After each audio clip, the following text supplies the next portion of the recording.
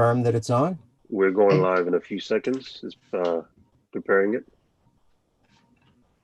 You can confirm, Jesse. Just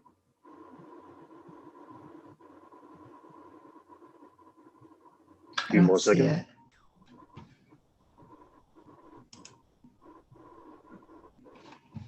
Yep, I see it. Okay.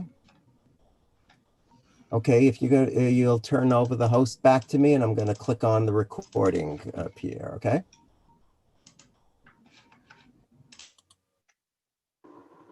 The recording is now on.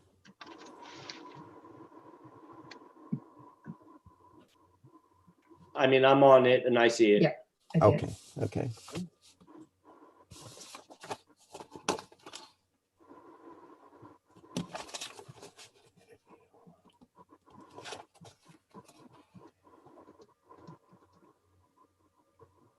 Good evening, task force members and members of the public who are watching either on Zoom or on YouTube.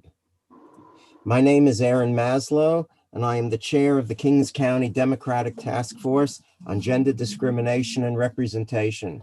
I would like to call to order the 9th meeting of the task force, which was appointed in August by the Honorable Rodney's Bachat, chair of the Kings County Democratic Party. I would like to note for the record that this meeting is being recorded. We are also live streaming on YouTube. Members of the task force, all of you have been emailed an agenda for tonight. You have also been emailed a spreadsheet of those individuals who responded to the request and invitation for public comments.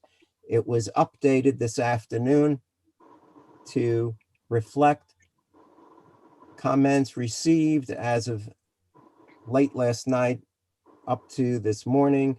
There are some comments which were not entered yet, which were duplicative,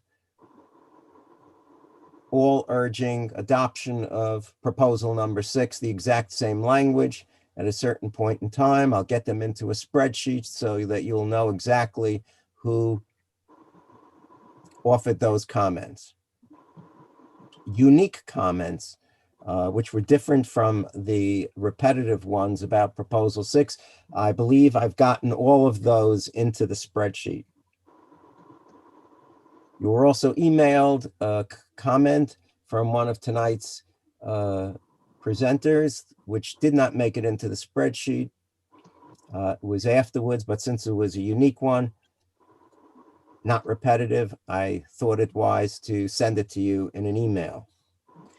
First order of business is to call the roll to determine which of our members are present. As I do so, I will ask you to please say a few words about yourself to the public. There may be people watching us tonight who were not present last night. Wakil Ahmed? I don't see Wakil. Jared Arader. Hi, thank you, Mr. Chair. My name is Jared Arader. My pronouns are he, him, and his.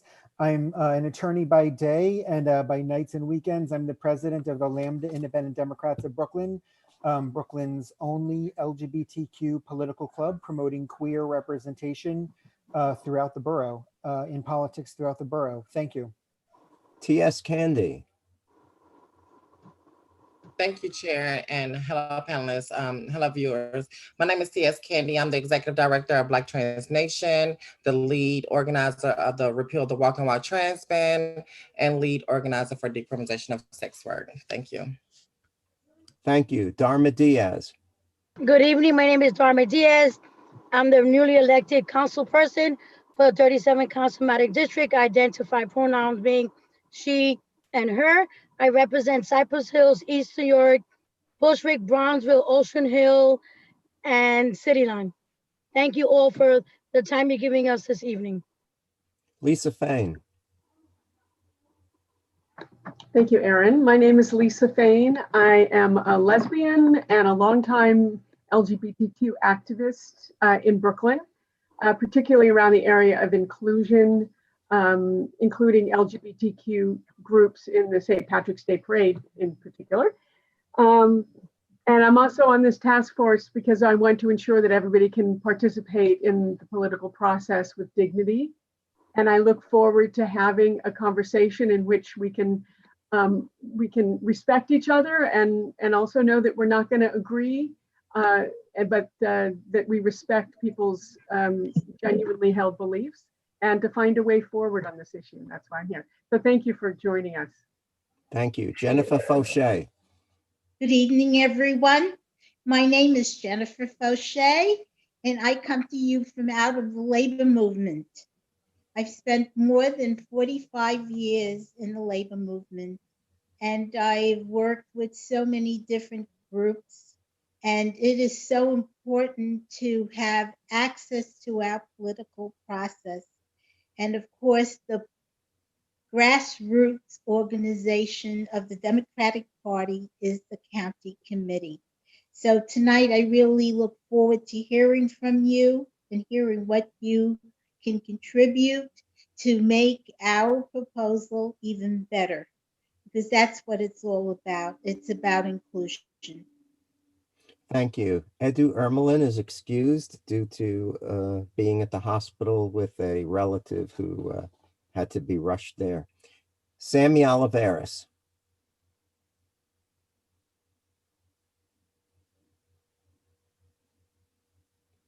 Thank you. My name is Samuel Nemir Olivares. My pronouns are he and they. I am newly elected district leader for Williamsburg, East Williamsburg, and Bushwick. I am a lifelong LGBTQ activist. My master's degree is in gender justice, about transgender rights in New York State and New York City. And by day, I work at a national civil rights organization for LGBTQ rights. And I am very excited and encouraged to hear from you, your testimonies and your views to make our party more diverse, more inclusive, and to ensure that everyone can contribute with their full beings and with respect and dignity. So thank you for being here. Thank you, Sammy. Julio Pena III. Good evening, everyone. My name is Julio Pena III. My pronouns are he, him, and they. I'm the newly elected district leader in the 51st Assembly District, representing Sunset Park and Red Hook and parts of Bay Ridge, Park Slope, and Gowanus. I am very excited that folks are here this evening. I'm really looking forward to hearing testimony and hearing how we can make our Brooklyn Democratic Party more inclusive, and hearing how folks are just as excited about this topic as I am. And my day job is I support after-school programs in East New York and Red Hook. Thank you again. Thank you. Jesse Pierce. Hello, thank you. Good evening. I just want to, well, first, my name is Jesse Pierce. I'm the elected Democratic district leader from the 52nd Assembly District, which is neighborhoods, Brooklyn Heights, Carroll Gardens, Boerum Hill, Cobble Hill, Park Slope, Prospect Heights, Gowanus. And yes, I just want to thank the task force, but especially the participants and the viewers. This issue is extremely important, and I think that coming to the best solution means we get the most input and the most participation that we can from Brooklyn. And so I just want to thank everyone who's taken the time to write in a submission, who's here tonight to present to us, and everybody who is watching at home and also participating in the comments on YouTube. We see you and we thank you for all of your efforts. Thank you. Josh Pierre. Good evening, everyone. My name is Josh Pierre. I'm the district leader in the 42nd Assembly District. That's Flatbush, Ditmas Park, parts of Midwood, Kensington, and South Midwood. I think it's my pronouns are he, him. I think it's very important that we're having this discussion and it's in the public forum. As a member of the LGBTQ community, these are discussions that we have had amongst ourselves, but it's good to see that there are people in the public who are curious and want to understand. So I think it's very important that those who bring testimony can also talk to their personal experience and why this is important to them. I thank everybody who has come out to be a part of this forum. Thank you, Josh. Annette Robinson is not here with us tonight. Doug Schneider. Hi, everybody. I am Doug Schneider. I am the district leader in the 44th Assembly District. I am a plaintiff side employment discrimination lawyer by practice, and I am proud to be on this task force, and I am here in allyship with the TGNCNB community and to follow the leadership of my colleagues who have fought for this for a long time. And I really thank you all for being here. I look forward to hearing your comments and also following your comments on YouTube. So thank you, everybody. Josh Scalar. Good evening, everyone. My name is Josh Scalar. I am the district leader and state committee member, one of the two in the 52nd. And it's a real privilege to be here to listen to people's input. Thank you all so much for joining us. Thank you, Nancy Tong. Good evening, everyone. My name is Nancy Tong, and I'm the district leader for the 47th Assembly District, which consists of Bensonhurst, Gravesend, and Dyker Heights. And then I also work in the Assemblyman's office, helping constituents solve issues. And I service a lot of people who speak another language other than English. And I'm so glad that I joined the task force, and I've learned a lot through the task force. And this is something I want to participate and get more information about it, which before I don't know anything about. So I want to thank the task force. And I also want to thank the people who are coming out to listen to us. And I think this, at this time of age, I think this is very important. So we should do something about the changing the rules. Thank you. Thank you, Nancy. Jason Walker is unable to be with us due to a personal matter. And Rodney Spachat, ex officio member of the task force, likewise is unable to be with us due to a personal matter. We do have a quorum. We shall proceed. Before we begin, one of the things that I did want to clarify, there were some comments on YouTube, which I went through last night. There seemed to be amongst the public a little confusion about the words open competitive as they were used in the proposals that were in the booklet that was circulated. Open competitive was a term designed to mean that anybody could run for that position regardless of sex, gender, or gender identity. There was also a comment on YouTube about the address, the email address.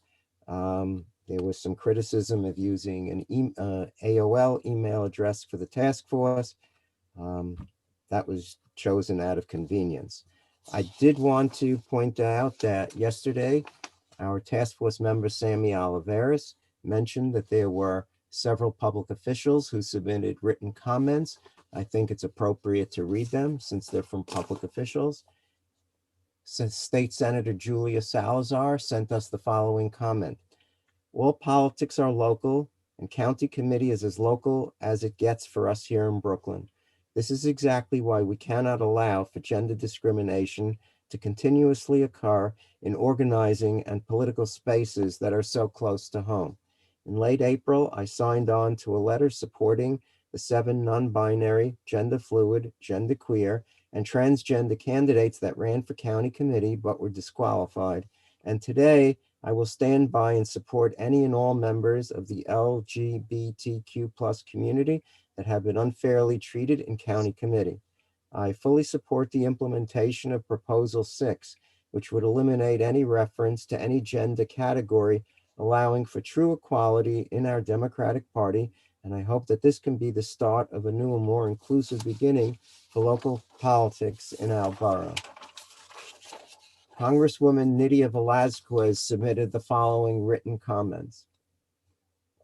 Limiting our political officials to those who conform to binary gender norms robs our communities of equal and full representation.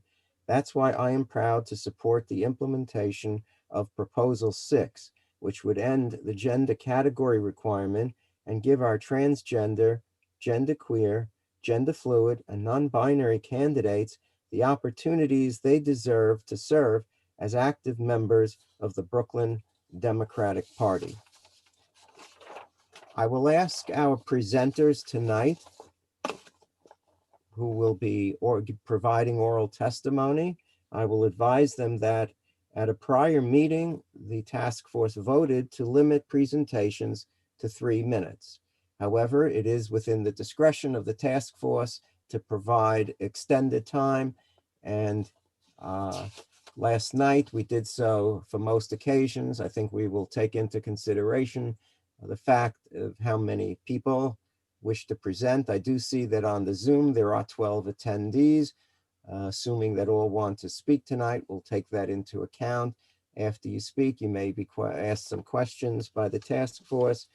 I'm going to presume that those who are speaking are familiar with the proposals, at least those that were listed in the booklet that was sent to the county committee members and other Democratic activists.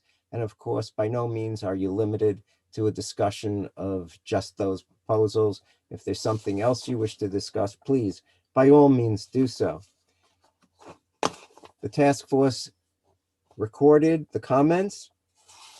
They're in a spreadsheet that the task force has. Unfortunately, we did receive some virulent, homophobic, and anti-Semitic comments. They, of course, have not been republished, and a determination will be made by me later as to what to do with them, whether to refer them to law enforcement or otherwise.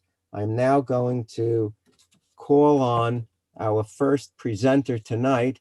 He did sign in first, so assuming that I'm technologically proficient in elevating Blake Morris, promoting him to panelist, I'm about to do so. And Mr. Morris, are you there?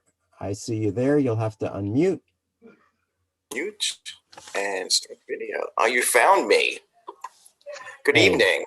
And I just want to note the time. The time is now 8:18. Aaron, yes? to what we said, you might want to click a speaker view so that it, now that we have speakers, that it will be helpful for people to see for the YouTube. Do it right? I clicked on for speaker view. Okay. Well, let's test it. Blake, why don't you say something? Let's see if we could see you. I'm Blake Morris, and Okay. I thank you for the chance to speak to the panel. That sound good? Yep. Okay, excellent. Oh, there we go, excellent. I'm a county committee member. I've been a county committee member for quite some years. From the question that the chairman asked yesterday, how I became a county committee member was when our current county leader, Rodney Spachat, was running for district leader. She was in this living room, and I met her for the first time. And she said to me, a person like you should be on county committee. And ever since then, I've been on county committee. I'm talking today or testifying today about supporting Proposition 6, which is to eliminate the gender designation for county committee members. I think that it's a form of free expression, that people can self-identify for themselves, and that they, even when they self-identify, they also have the freedom to express what their self-identity is. So we have an identity issue, which I think the individual controls. We have an expression issue, which also the individual controls. And then when it comes time to run for county committee, I really think it's up to the individual to determine if they want to share that with the public and other people. I mean, they might decide that whatever their self-identification issues are, their self-expression issues are, they should also have the opportunity to make those decisions when they run for county committee. I wanted to be really brief. I don't want to take up the task force's time, but I just wanted to express this concept of the liberty and the freedom that the individual has, that they can be supportive of the party, supportive of the county process, and still maintain their freedoms. Thank you.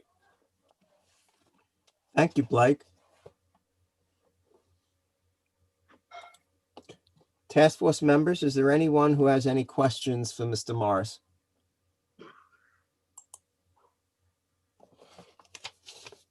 I don't see any. It's now 8:21. Blake, thank you very much for your testimony. I'm going to revert you back.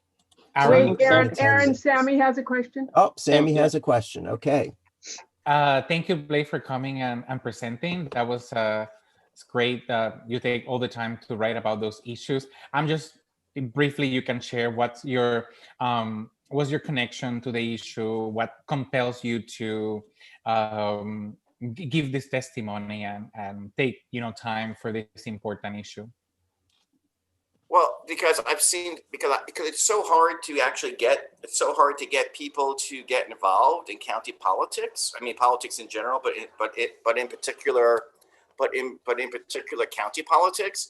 And we don't really want any hindrances. We don't want any obstacles that we want people to have to overly think of, can they participate in the county committee? There's enough issues out there in life already that we want to make this as easy as possible.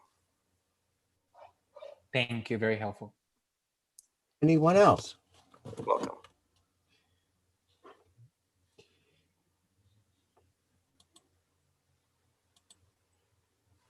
Blake, I'm going to return you to attendee.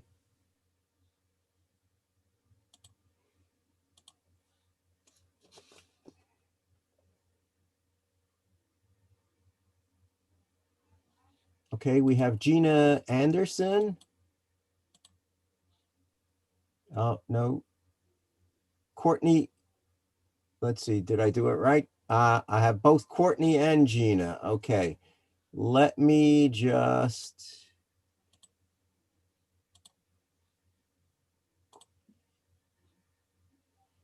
Courtney, I'm going to just change you back to attendee.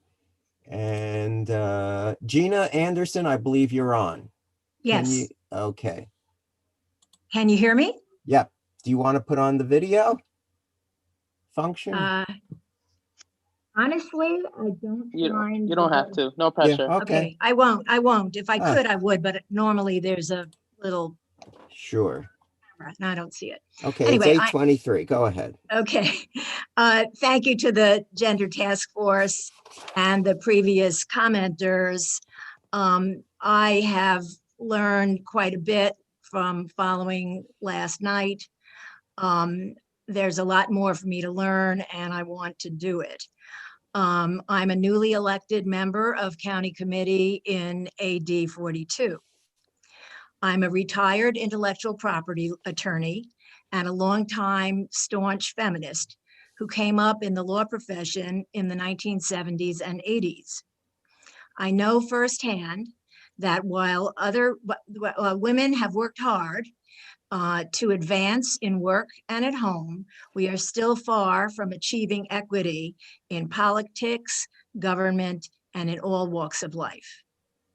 I now volunteer as an advocate and an organizer for education equity, especially for more funding for New York City schools in Black, Brown, and immigrant communities.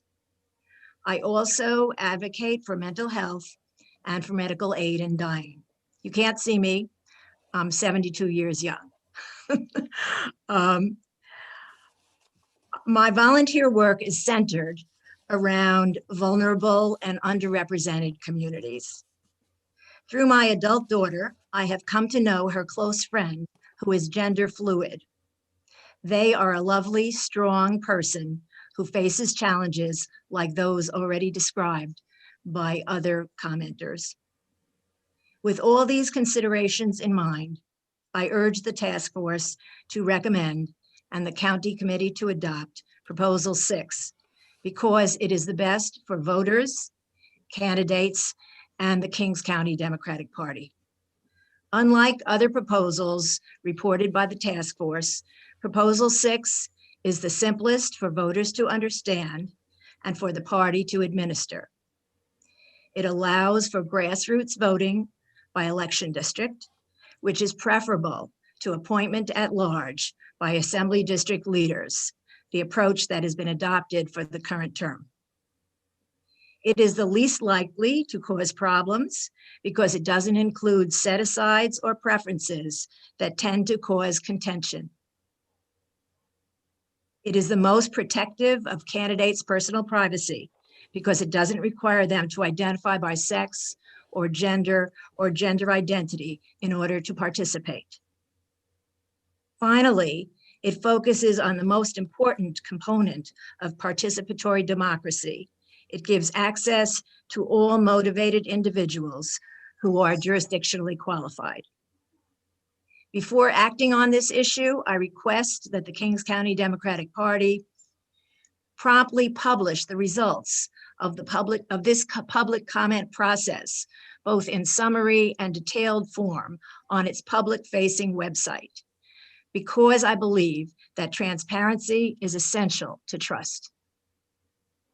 And last night, as Cooper Miller testified, I concur that the party should undertake and publicly report on an independently conducted study after the next 2 election cycles, after this new policy is adopted, to determine the effectiveness of the policy. Thank you very much.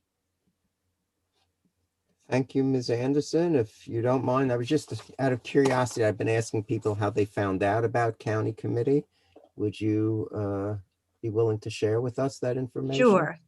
I was tabling for the parents of PS 217 on behalf of the Alliance for Quality Education, which seeks more public funding for education. And one of the people who came to my table was with New Kings Democrats. I had been quite frustrated by my experiences with all of my local legislators in advocating for education equity, mental health, and medical aid in dying. And so I felt that I wanted to get more involved in the political system so I could advocate more strongly for the causes that I believe in. Thank you. Task force members, does anybody have any questions for Ms. Anderson? Josh, did I see your hand move? Nope. Lisa Fane. Hello, Gina. I just, you had said something about, it seems like the type of work you do and the advocacy that you do actually may involve advocating for certain set-asides as a way of creating social justice. You had mentioned that set-asides cause contention, but that's, in a way, that's what they're meant to do. They're working against the flow. How do you reconcile that with actually proposing to do away with a rule which has been important and will continue to be important to create equity for women? I think it depends on the context. I support affirmative action in college and university education. I have considered this situation and the statistics that have been presented. This is the lowest level. If there were set-asides for state legislature and other positions, I think that would benefit women far better. While this is a stereotype, women, based on the facts here, it's more than a stereotype. Women are currently in county committee great participants. The people who I advocate for, the parents, are largely the female parents, the mothers.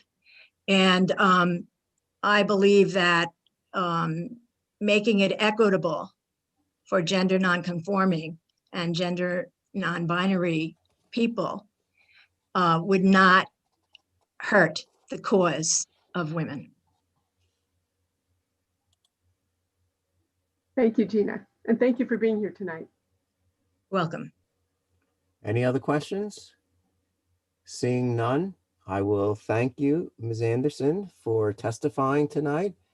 And if I do this right, I'm going to return you to the status of attendee. Thank you.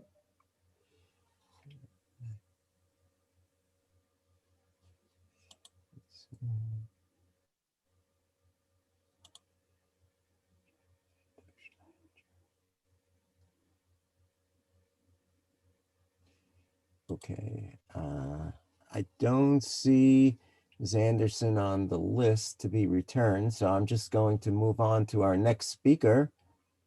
Our next speaker is Mary Alice Miller. Ms. Miller, you've been promoted to a panelist.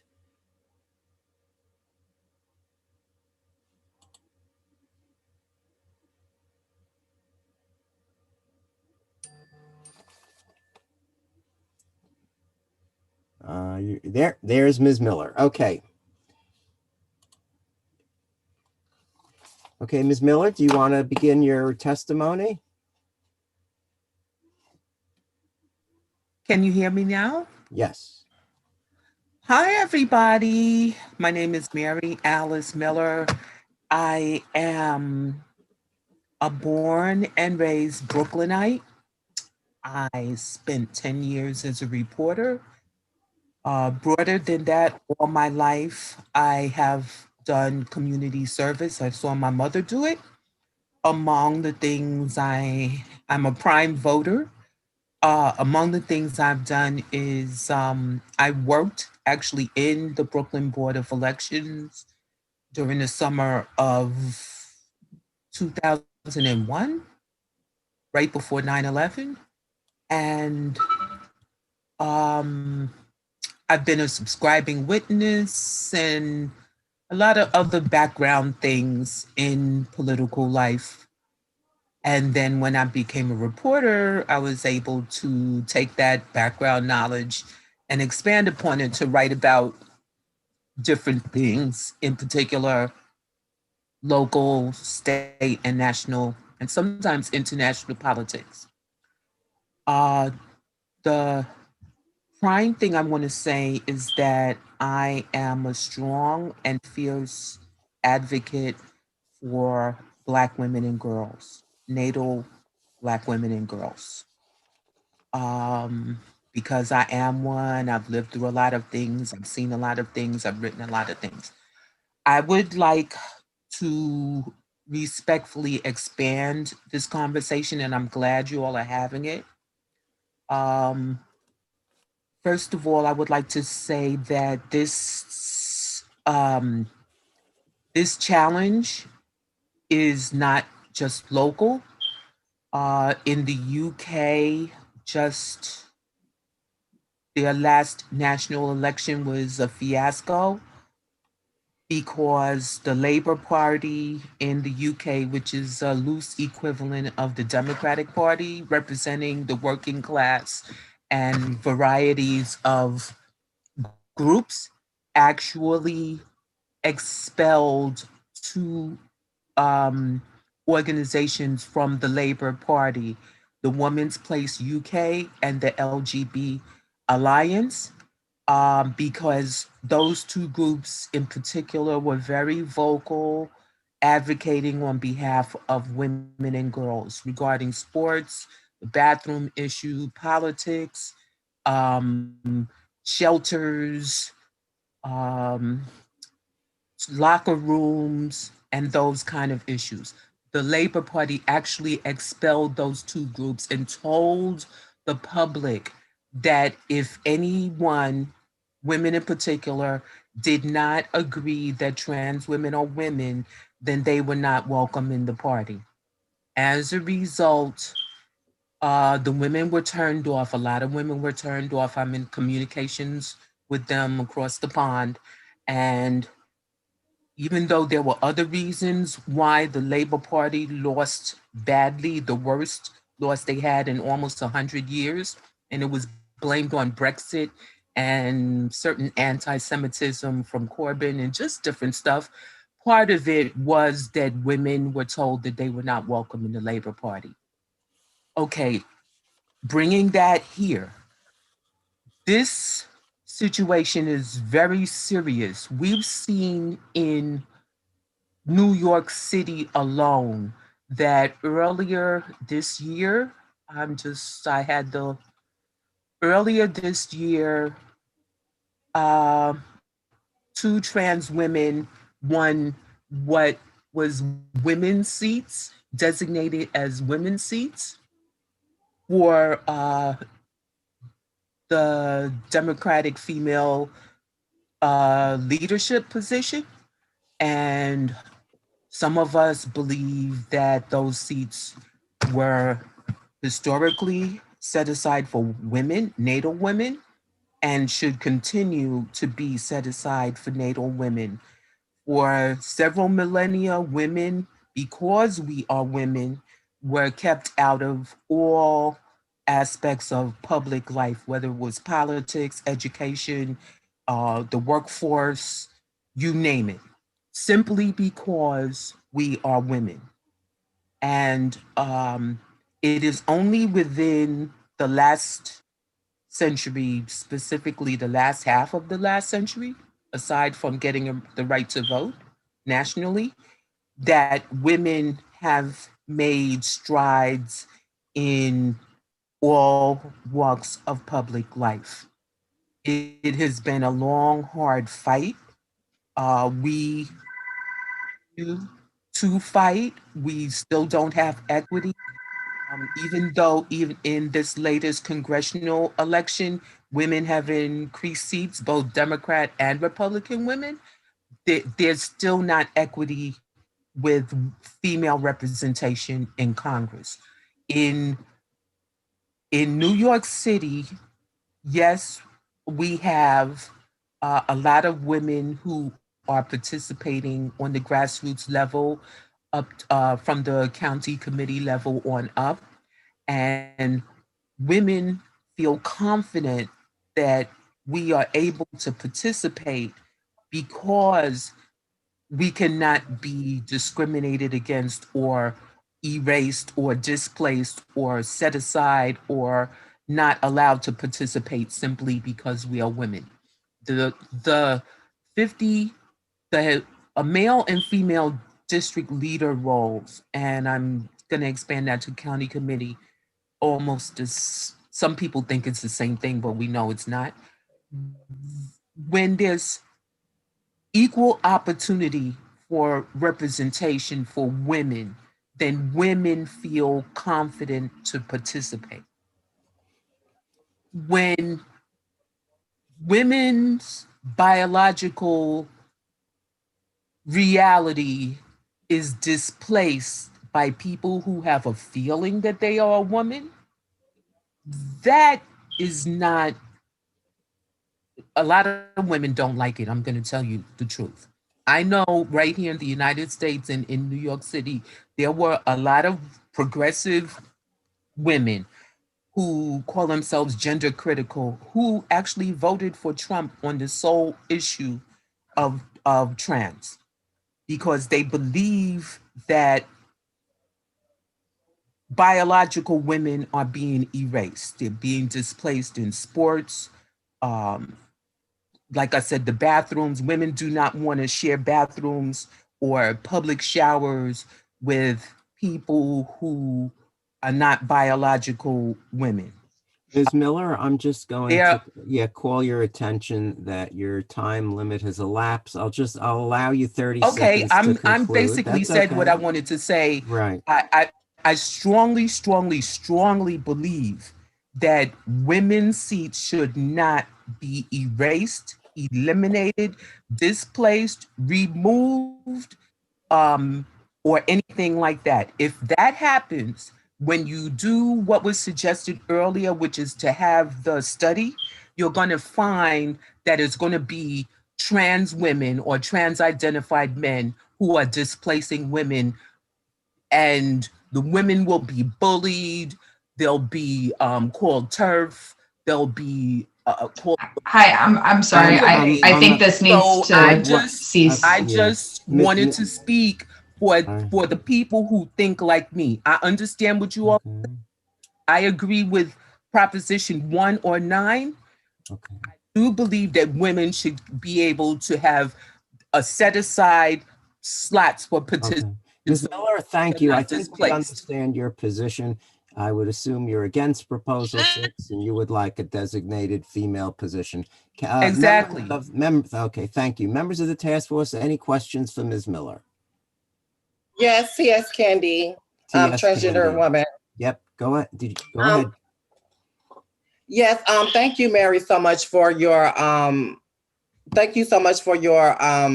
your insults that I received. I'm a speaking I. I just want you to know that I am a Black transgender woman.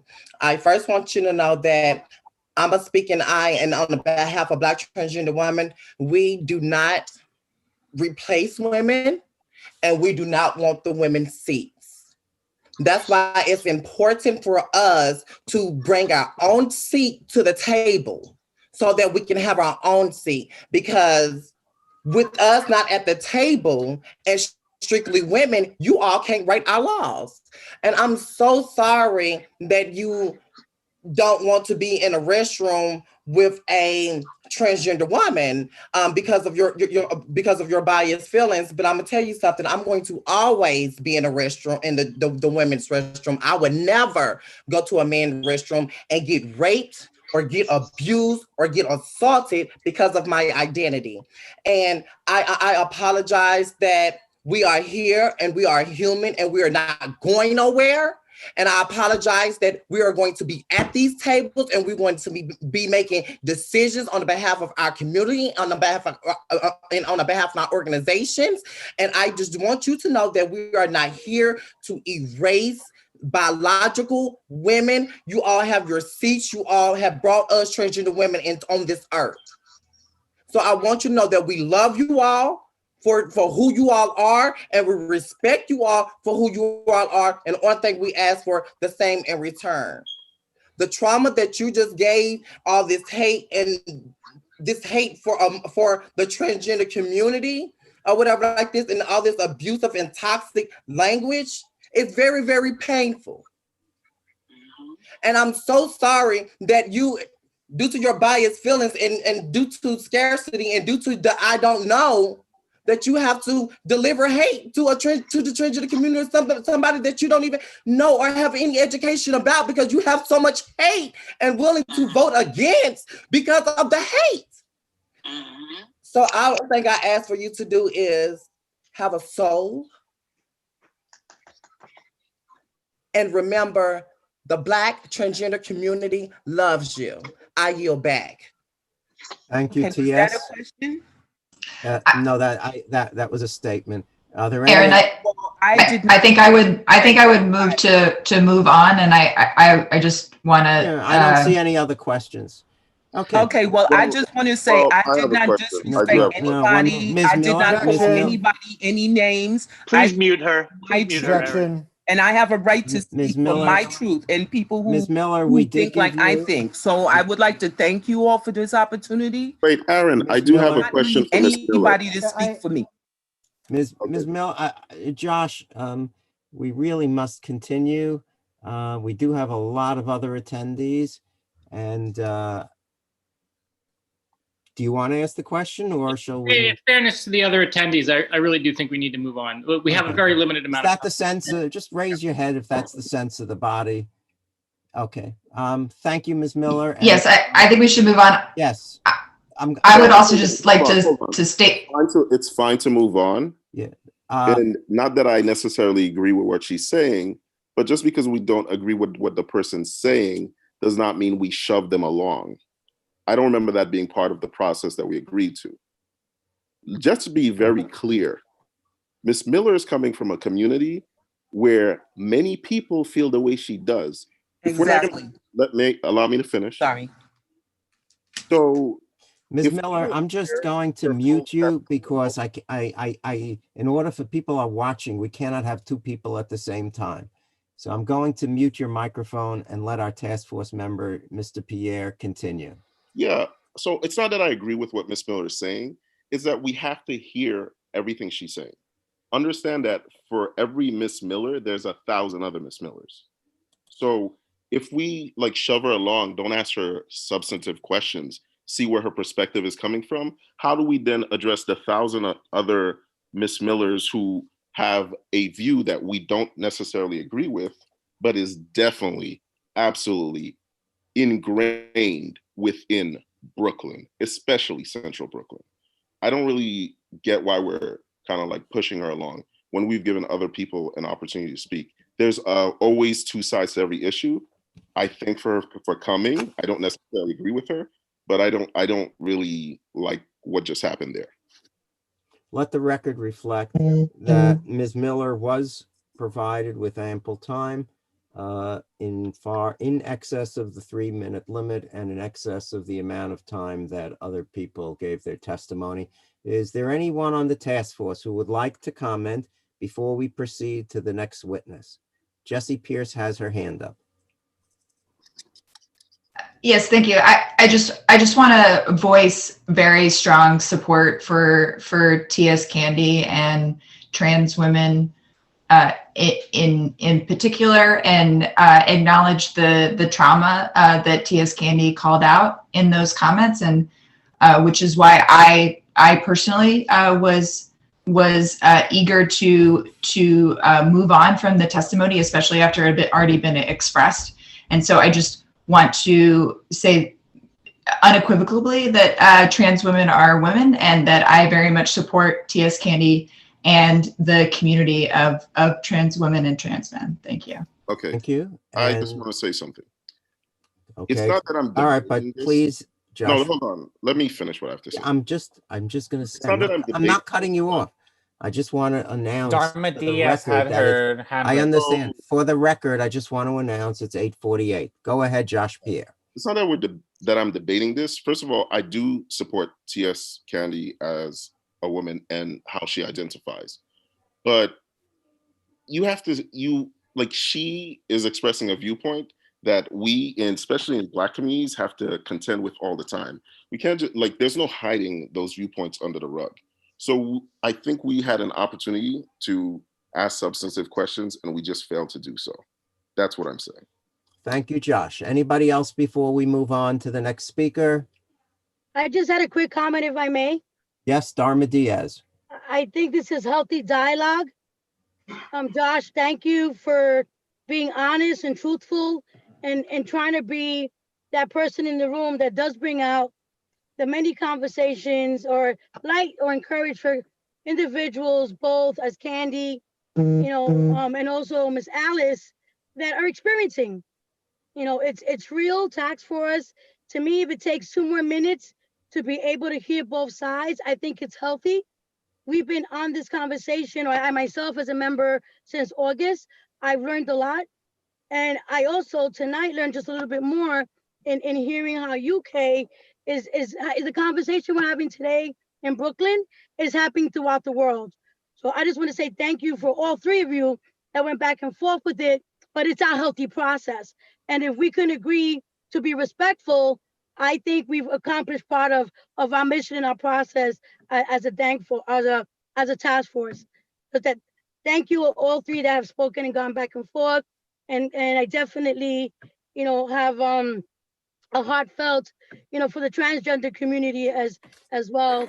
And I acknowledge and support, anyone that identifies and is willing to step up, to the identity. So thank you for being who you are and moving forward and for sharing so openly with us tonight, because I know it's not easy. Thank you. Thank you, Councilwoman. I'm going to now proceed. Yeah. Someone raise their hand? Yes, Jaime Olivares.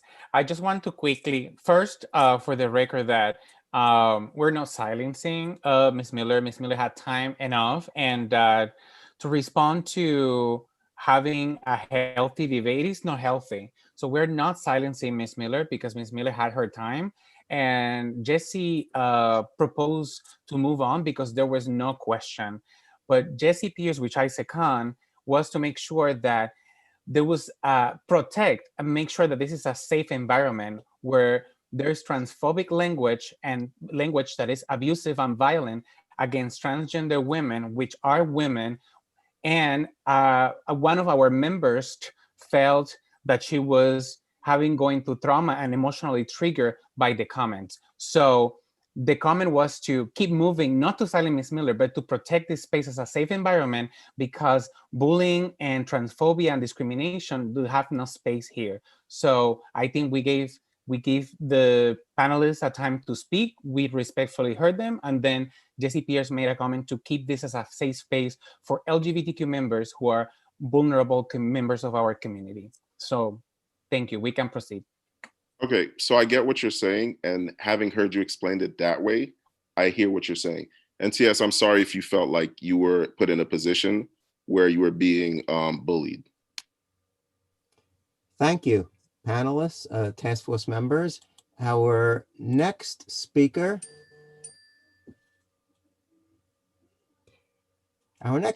is Roslyn Tate.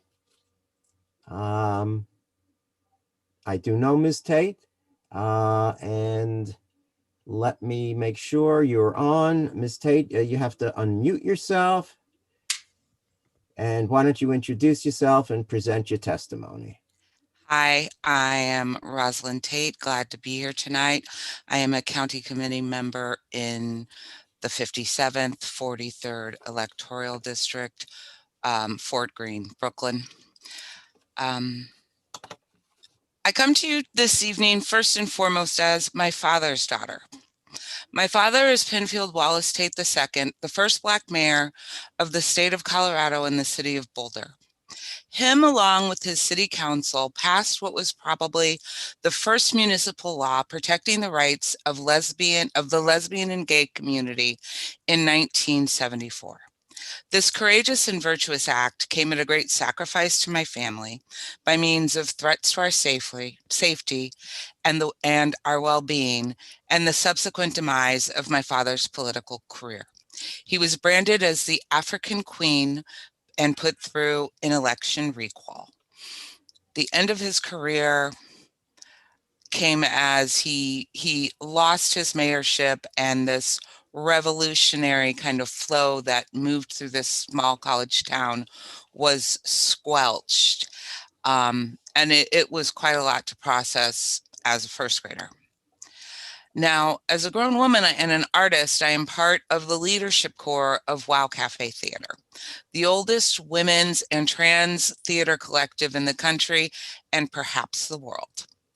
In 2005, we decided as a collective to become trans inclusive after 25 years as a women's collective. Initially started, quite frankly, as a radical lesbian women's theater collective. This decision rocked the foundation of the collective as we evolved to hold space for a greater community and take a bold step forward in healing disenfranchisement.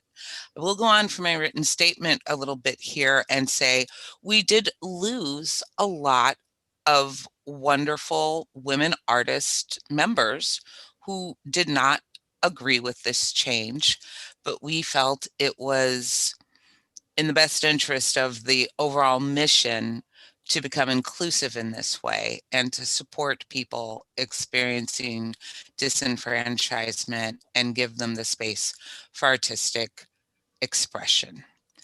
I believe our conversation here is about dynamic equity.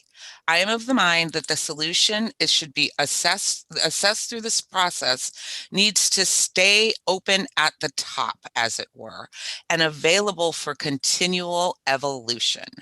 And that we must revisit this matter as society shifts and the determinants of equity change with that progression.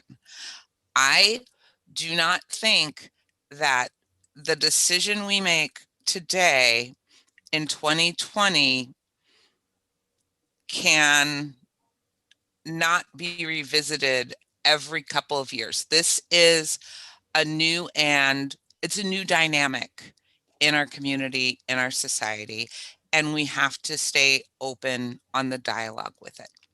In option 6, I am not comfortable with the term other, and I simply suggest a change in the nomenclature to self-identified, self-determined, or something more open-ended.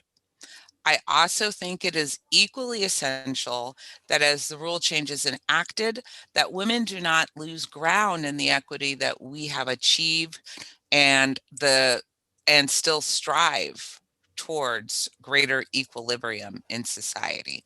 So basically, I think we need a very dynamic approach to this equity. Thank you. Task force members, does anyone have any questions for Ms. Tate? Julio Pena. Jared's hand up was first. His was first. You yield to Jared. Thank you, Julio. Ms. Tate, thank you so much. Thank you for that story. And thank you for sharing. You mentioned some of the nomenclature in Proposal 6, and thank you for drawing us to that attention. The substance of Proposal 6 would eliminate all gender barriers to running for office in Brooklyn, to running for county committee in Brooklyn. Is that something that you, regardless of the nomenclature that's been used in the summaries, is that something that you would support? Yes. Thank you. Thank you for coming. Appreciate it. Mm-hmm. Julio Pena. That was my question. Thank you. And thank you for your testimony, Ms. Tate. Appreciate it. Lisa Fane.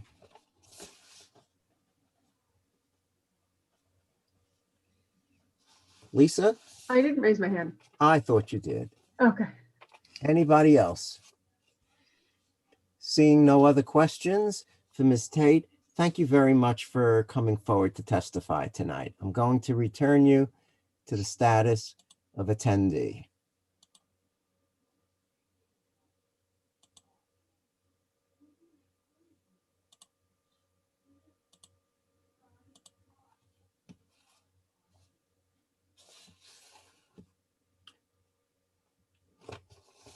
James Boo, are you there? Mr. Boo, you'll need to unmute yourself.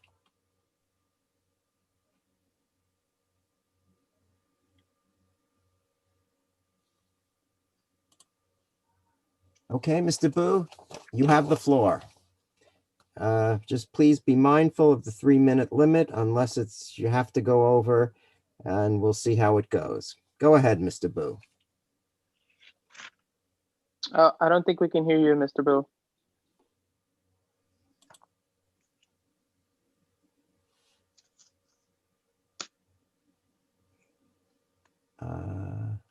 Why don't you try saying something, Mr. Boo? I think I've solved the problem. There you go. There we okay. You can count that against my balance. I probably won't use all of it. So I submitted some written comments. They were a little off the cuff, and I don't believe, I was a little bit confused about what was going on. So I don't believe they're pertinent to the intention of this public forum. And so what I'd like to use my time for is just to basically say, I guess an introduction. My name is James. My pronouns are he and him. I'm a voter, a Democrat, and a county committee member in Assembly District 52.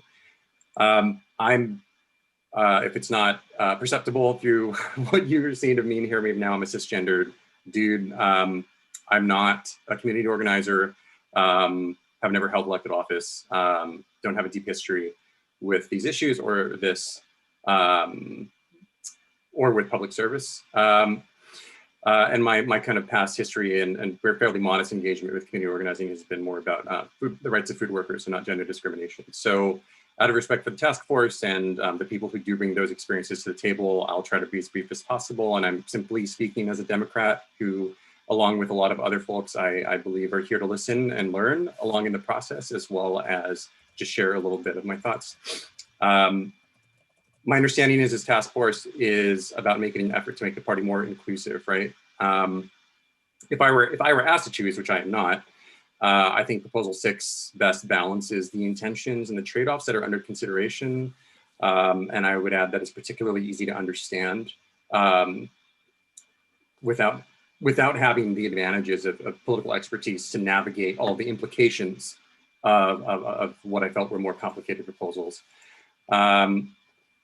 And I would just say I really appreciate that in this instance, the task force has spent the time, valuable time, over an extended period of time to take this under consideration, and especially right now, tonight and last night, solicit our feedback in an open forum, because that all is quite a bit of work. And so I would just like to thank everybody for doing that. That is pretty much all I have to say, and I appreciate having the chance to be present. Thank you, Mr. Boo. Task force members, do you have any questions for Mr. Boo? Mr. Boo, thank you very much. I'll return you to attendee status.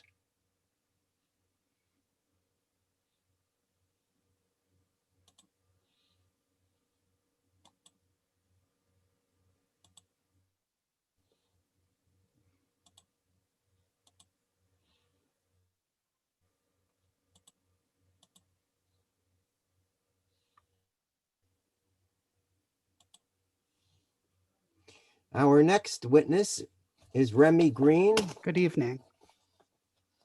Good evening. Thank you, Mr. Chair. A brief, let me do who I am, and then I'll do a brief bit of housekeeping and then try to talk with the remainder of the 3 minutes I have left. I'm a civil rights attorney. To riff on some phrasing earlier, I'm an attorney by day, an attorney by night, an attorney by weekends. And in the few minutes left, I am now a county committee member, having been seated by designation in one of the first set of non-binary seats available. The piece of housekeeping I would like to do is that on behalf of Lambda Independent Democrats of Brooklyn and I believe most, if not all, of the other non-binary people currently sitting on the county committee in a suit against the Kings County Democratic County Committee last night, we submitted an amicus brief, and I would ask that that brief be entered into the record, and I can send a copy to the chair. Okay. And in that brief, I would like to draw attention, and since we're kind of taking notes and on the record, to the 8th and 9th footnotes in that brief that talk about a history of the Kings County Democratic County Committee and presumably some members of this task force lacking a basic fluency with queer identity. For example, the press release that was sent out when the non-binary seats were first announced, the committee implied that, in fact, trans people at all had never been allowed to sit in any seats, not in male seats, not in female seats, binary trans people of any, no matter how they identified or where they believed was appropriate. The committee managed to imply that we had actually, as a party, intentionally excluded trans people until today. And beyond that, the committee in litigation has also previously kind of made the assertion that the fact that there is, I believe, only one non-binary person on this task force is made up for by the fact that there are 8 queer people on this task force, even though those people do not even constitute a quorum. Apparently, it is not fair to point out that there are not enough non-binary people because there are queer people. And so I've heard a lot tonight about the process of learning, and I think learning is great. I teach CLEs on this issue. I've presented to Viacom, to CBS. I present almost every year at the National Association of Legal Professionals on non-binary inclusion. I've taught CLEs and given presentations at every major law school in the New York area. Learning is great, but the purpose of this task force is not learning, or at least it shouldn't be. It should be figuring out how to solve a very real problem. This task force was given a problem to solve, and I don't think it's appropriate for the entire to not have experts and not be able to learn in months of existence just the basic terminology. And so one moment that stuck out to me in the hearing today is that it is shocking to me that apparently many members of this task force are not immediately familiar with the LGB Alliance, which is a shell group run by right-wing abortion opponents who attempt to use trans identity as a wedge to divide the left. And I think, you know, it comes from a fact that the fact that I think trans advocacy is unfamiliar to many people on this committee, and that's fine. But I don't think that means that we are in a great position to have these people being the people making a recommendation, at least not without further learning. And I think the point of the task force is not to do further learning, but is to produce a recommendation. So that recommendation, I think there are only 1.5 serious options here. There's proposal 6, and there's proposal, I believe, 7 is fine. But in terms of the options that have been presented, I think the only serious option that actually addresses anything is removing the designations.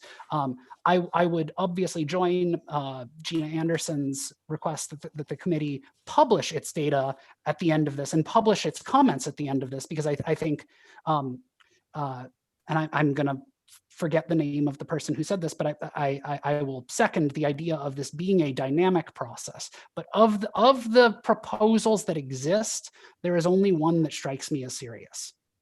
And so I urge the committee to adopt proposal 6. Thank you. Mr. Green, would you just care? Aaron, please, I apologize. Come on. I apologize. Could you just, if we could just know what neighborhood, just to get an idea of people who are coming in front of us, what neighborhood they come from? I'm in Bushwick. Thank you. Do we have any questions? Doug Schneider. Remy, I just want to say that your amicus brief was sent to me shortly after it was filed. I read it. As a civil rights attorney, from that perspective, I thought it was terrific.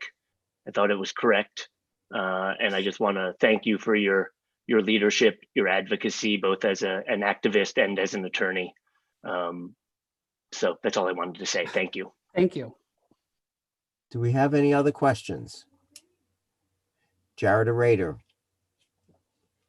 Remy, good to finally see you. Yeah. Person to person, as best as this is, as best as we can do. You mentioned proposal 6 being the best solution and proposal 7 coming in a near second. What are some of the shortfalls that you see with respect to proposal 7? Well, look, I think that proposal 7 addresses some of the concerns people have raised, but in basically having any gendered requirements for seats, you are going to create problems. I think that simplicity is important, right? I think that having these things be too complicated is a problem. And I'll give an example. When I was suing, who was I suing? I think I was suing the governor and a couple other people and the state board of elections over canceling the Democratic primary. One of the arguments that the Board of Elections made was, oh, we don't actually appoint delegates to the Democratic Convention because the rules say that we do a sex thing first. And of course, that's not true, right? There is a mechanism, but we do vote on delegates. The delegates with the most votes go through a filter that's based on sex, but ultimately the people with the most votes, with some exceptions and footnotes, all go there. But the State Board of Elections tried to use that rule to argue that votes were meaningless.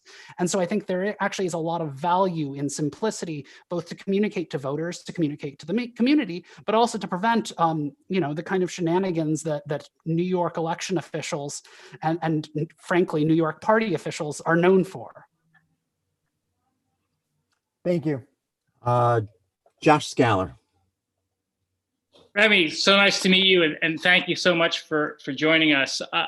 I just wanted to express support for the notion that this task force should have a much larger non-binary representation on it. And to let you know that a great many of us were in fact deeply distressed by the lack of that representation. And as a member of the task force, I can only apologize for not having done a better job of that. So, thanks, Josh. Yeah. Anybody else have any questions? It looks like Jessie has her hand up. Jessie. Oh, Jessie, there you are. Go ahead. Thank you. Remy, I just want to thank you very much for coming tonight and speaking with us, and also, I think, sharing the problematic use of language in the past by the party, and just doing such a great job explaining the impact to yourself and others, and all the work that you do. So thank you so much for being here. Thank you, Jessie. And I'll, if I may, I'll use that opportunity to just say, Mr. Chairman, I did not mean to snap at you. I apologize for that, but I would also like to use that to highlight. I don't, it is somewhat shocking to me that as a non-binary person presenting on this panel, the wrong honorific would be used for me. I don't know what to do with that. And to be clear, I absolutely accept your apology. This shit happens. It happens. It just wasn't. It was an unfortunate moment for it to happen.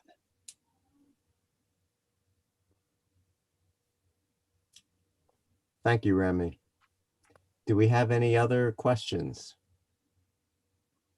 No. I want to thank you for taking your time out to testify. I'm going to return you now to attendee status so that we can bring in our next witness.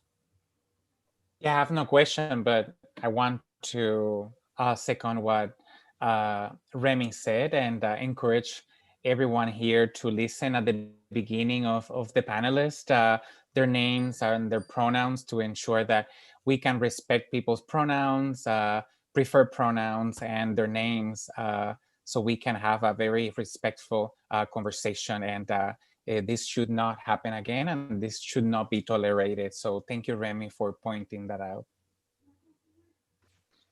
And just Aaron, I would second the motion to include the amicus brief in the official record, just for the make sure that's said. Councilman, I did it again. Mr. Schneider. Keep doing it. Keep doing it. We like that. If you forward it to me, I will forward it around. Send it around. Thank you. Remy, is it okay if I forward it, or did you want to? I am perfectly okay with you saving me an email, Doug. Okay. All right. Thanks. I'll do that. All right. Remy, I'm going to return you to attendee status. And our next witness is going to be Angela La Scala Grunewald. I hope I do this right.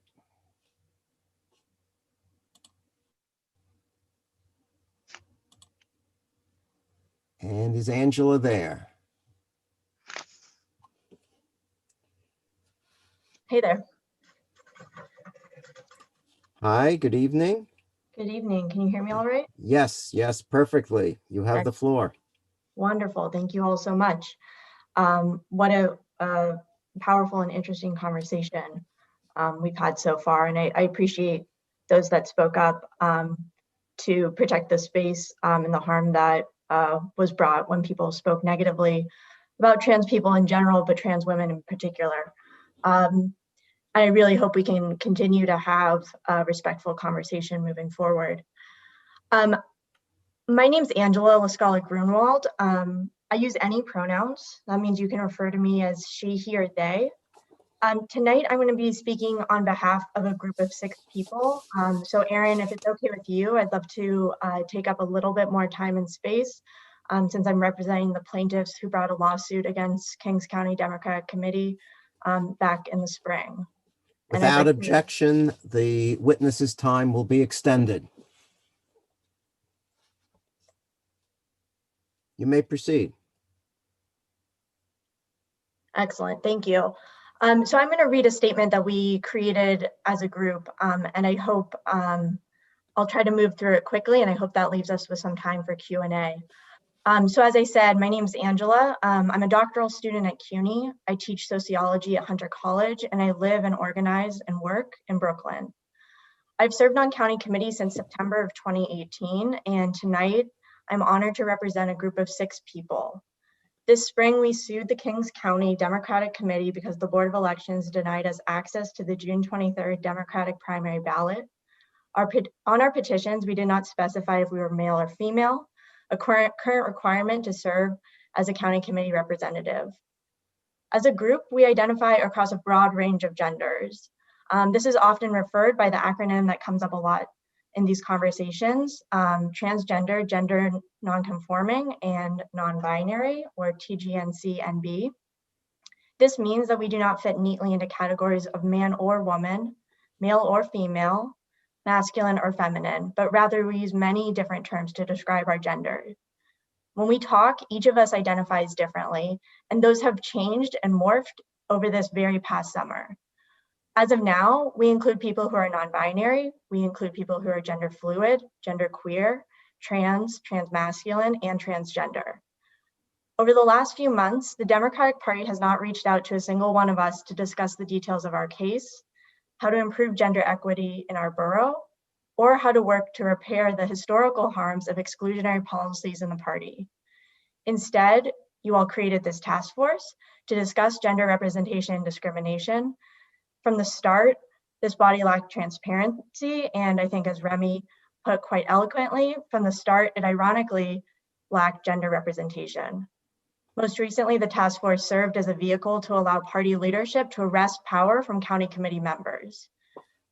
I can speak for all of us when I say this entire process has been embarrassing and that it's been shaming. People have been outed publicly, especially last week.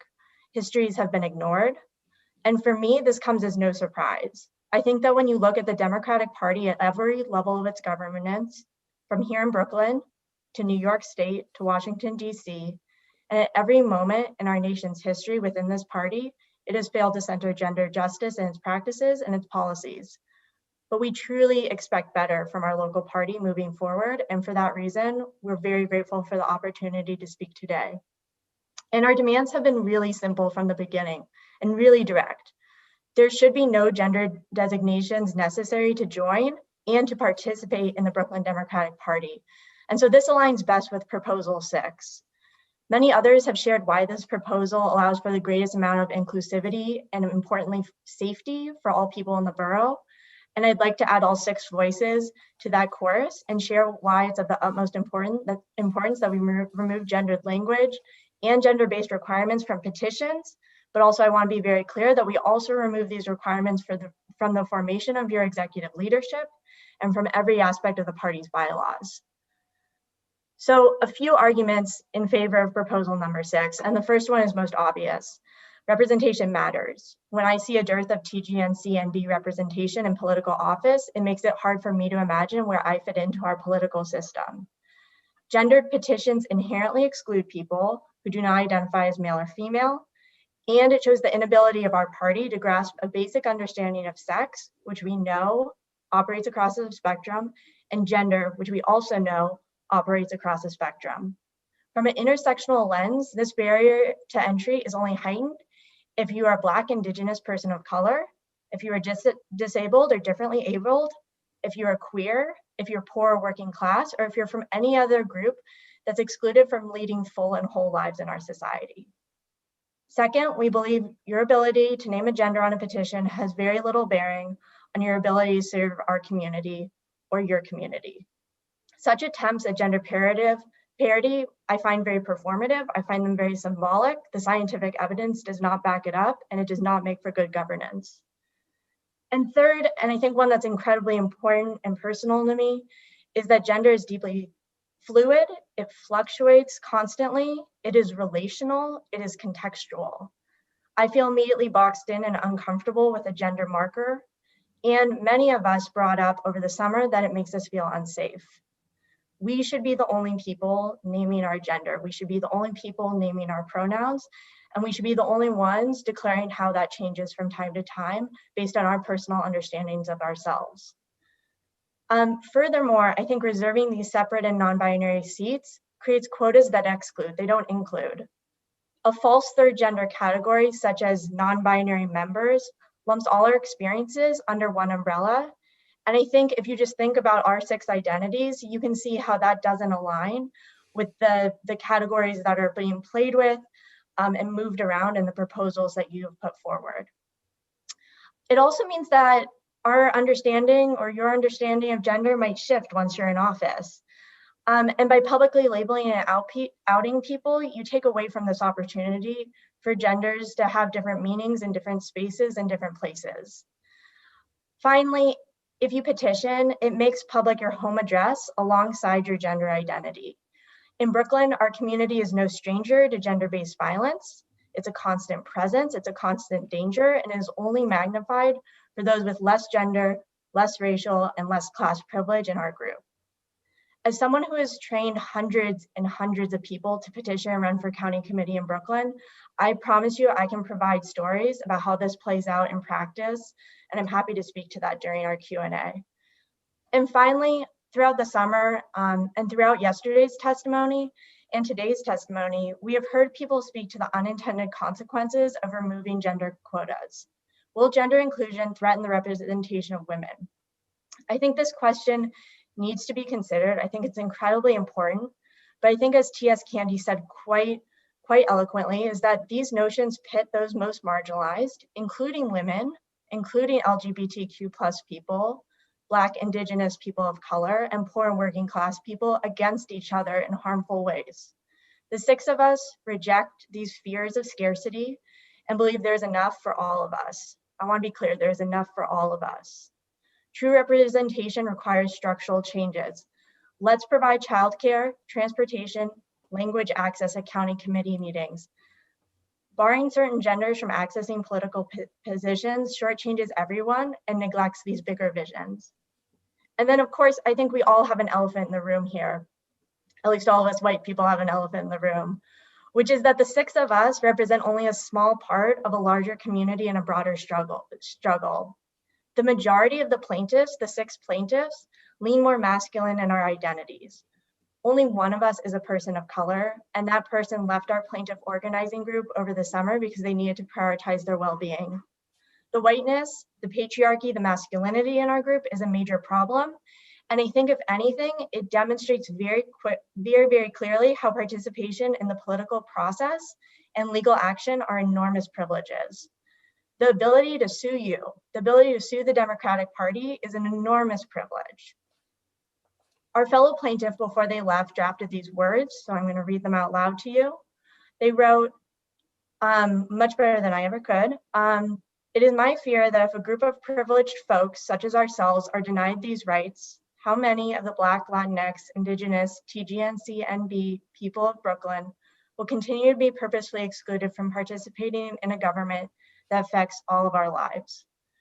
Racial justice and gender justice are mutually constituted. That means they go hand in hand. History, years of organizing together, piles of academic literature support this.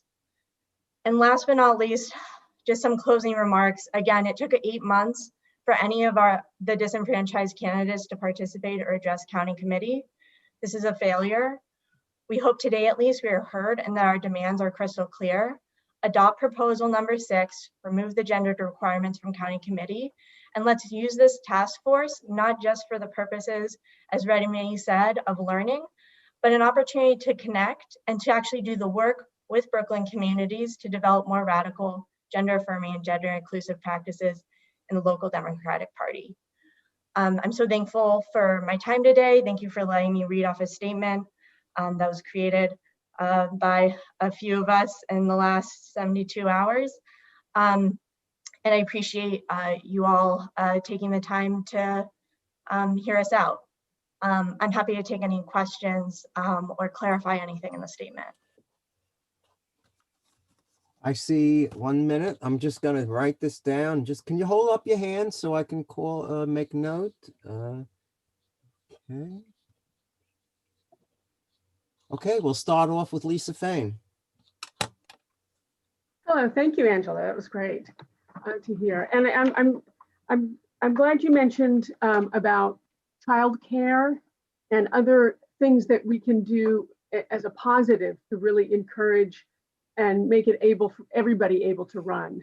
And that's something I would like on the task force to pursue as well. And I would add elder care there as well, because I feel like that is something that becomes a barrier to people participating in politics. You bring up something that has been on my mind as well, which has to do with diversity. And one of my concerns about doing away with the category, the sex-based category of women, is that Brooklyn is very diverse, and there are neighborhoods in Brooklyn where this rule is really the only thing that keeps women involved in the process, because they're more conservative areas where women are not encouraged to participate in leadership. But because of this rule, they have to be encouraged and supported. So I just want to hear a little bit about if that's a concern of yours, or how you feel if that could be addressed or mitigated. Yeah, I think it's definitely a concern of mine that certain groups of people and certain communities have to go the extra mile in order to uplift and make sure women's voices are heard. I think what we have here is a bit of a false logic that we can create and hold spaces through labels and markers of people's gender, when I actually 100% agree with you that what we need are good policies and better ways of uplifting women's voices, either through childcare, through language access, through different forms of elder care, to allow women to actually genuinely participate in the process. I think Josh and T.S. Candy can definitely, it seems like they were starting to get into this conversation earlier, so I don't want to be the one to speak for the specifics, I guess. But I do feel comfortable at least kind of pushing back and saying that I think it is a false logic that if we take these seats away from being labeled for females or for males, that we'll see women winning less, unless we don't actually do the extra work of making sure that the county is responsive in uplifting women in the way that they structure their policies and their practices. And there hasn't been a single conversation on county committee about how to increase women's access other than creating a label. And I think that's a problem. And I think when we look at policies that work tend to involve making structural changes to organizations that are inclusive to all, not using this as a stopgap measure to hold seats for women, but not actually empower them at all. Thank you. I'm just going in the order. I am noting the additional people who've raised their hands. Jennifer, you had your hand up before. Yes. Thank you for joining us and giving us your testimony this evening. You made a number of very good points, but I wonder how you feel about making some recommendations to this body that would include I guess opening up to the degree that you seem to suggest. The county committee is at this point, I guess, approximately about 5,500 people. And I just wondered if you thought that there's a need or a requirement that should be recommended to expand the numbers, or because I guess it's been all structured around so many numbers, so many representatives per ED. And that's, of course, based on the election results in each gubernatorial race. So do you have any suggestions as how we might go about that? That's first part of my question. And the second part of my question would have to do with whether or not you believe that it might be necessary to collect data on to be able to track progress. And I only bring this up because it was brought up in last night's meeting by one of our presenters. Yeah, thank you. Thank you so much. I'm wondering if I could ask for a small clarification. What you mean by, in your first question, do you mean what are my thoughts just basically on creating at-large seats, or making EDs have a higher number of individuals representing them and then increasing AD representation and then making county bigger? Well, I don't know that we can expand if there are requirements to align each ED, because every ED is not the same in terms of numbers. It's based on the voter turnout in each election for governor. So if you have an ED that has, at this point, it's one male and one female, but if it were just two, how would we break up such a thing unless we try to come up with a totally different formula to do this? And I guess that's part of what I'm struggling with, because it might seem technical, but it has to be somehow legal as well. When we present the overall package, it has to work. And it is my opinion that this task force was really to try to tear down that barrier so that it would be easier for all people, and particularly the community of non-binary and all, all the folks that are coming in to speak tonight and yesterday. So what we're looking to do is to tear down those barriers and to make it so that it is truly a party that's inclusive. And I believe that's the goal. I mean, do you think that we are too late? Is it too late to try to achieve that? Because, a number of folks have come before us, particularly tonight. And I mean, we get beaten up for not have done this years ago. And yeah, I think some of the history is not necessarily good, but we try to, the fact that we have this forum, I think is very important. And we're bringing folks in so that we can correct some of the wrongs. Otherwise, I don't think this would be happening at all.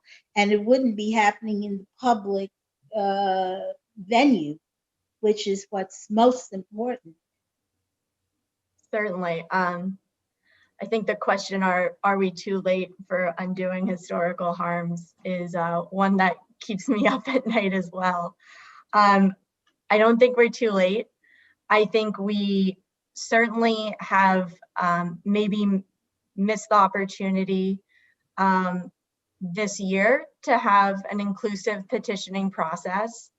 But I am against the idea of creating other types of seats that are labeled or marked exclusively for non-binary people. As I said, I think we are behind. We are very behind. I teach at Hunter College, and I would say the number of students whose gender falls outside of the binary identity that I run into every single day and I teach is huge. And so this train has left the station. And what we need to do, I think, rather than try to create a bunch of seats that maps onto our position of how we think gender exists, I think the right thing is to actually just remove the labels altogether. So I'm not in support of creating separate seats to expand either EDs or divvy up EDs in different ways. I think that is actually will be regressive. And I think we're already behind on making any of those changes. But I 100% believe that we can make some good decisions with the work that you all are doing in the task force to remove gender markers. And I promise you that representation of TGNCNB people in the party will increase next cycle in 2022 if we remove gendered labels and markers. I have, and I know other people who have spoken and given testimony. I know many of the district leaders here have spoken to people who identify as TGNCNB and tried to get them on county committee. And it is very, very difficult if they're not either willing to run on a different petition that has no gender marker and trigger their petition being thrown out by the Board of Elections, thus triggering a lawsuit, which none of us love being in lawsuits, or they have to compromise their identity and run on a male or a female seat. And so I promise if we get rid of these labels, we're going to see a huge uptick in participation in 2022. And so I think we can make those changes in 2 years' time, and that's better than I think we can say about a lot of other policy gaps that we're facing in Brooklyn and in New York. Your second question about data, I think, is an excellent question, and as someone who does a lot of research for a living, it's a really difficult question. I think very similar to when we talk about people talking about like their immigration status on the census.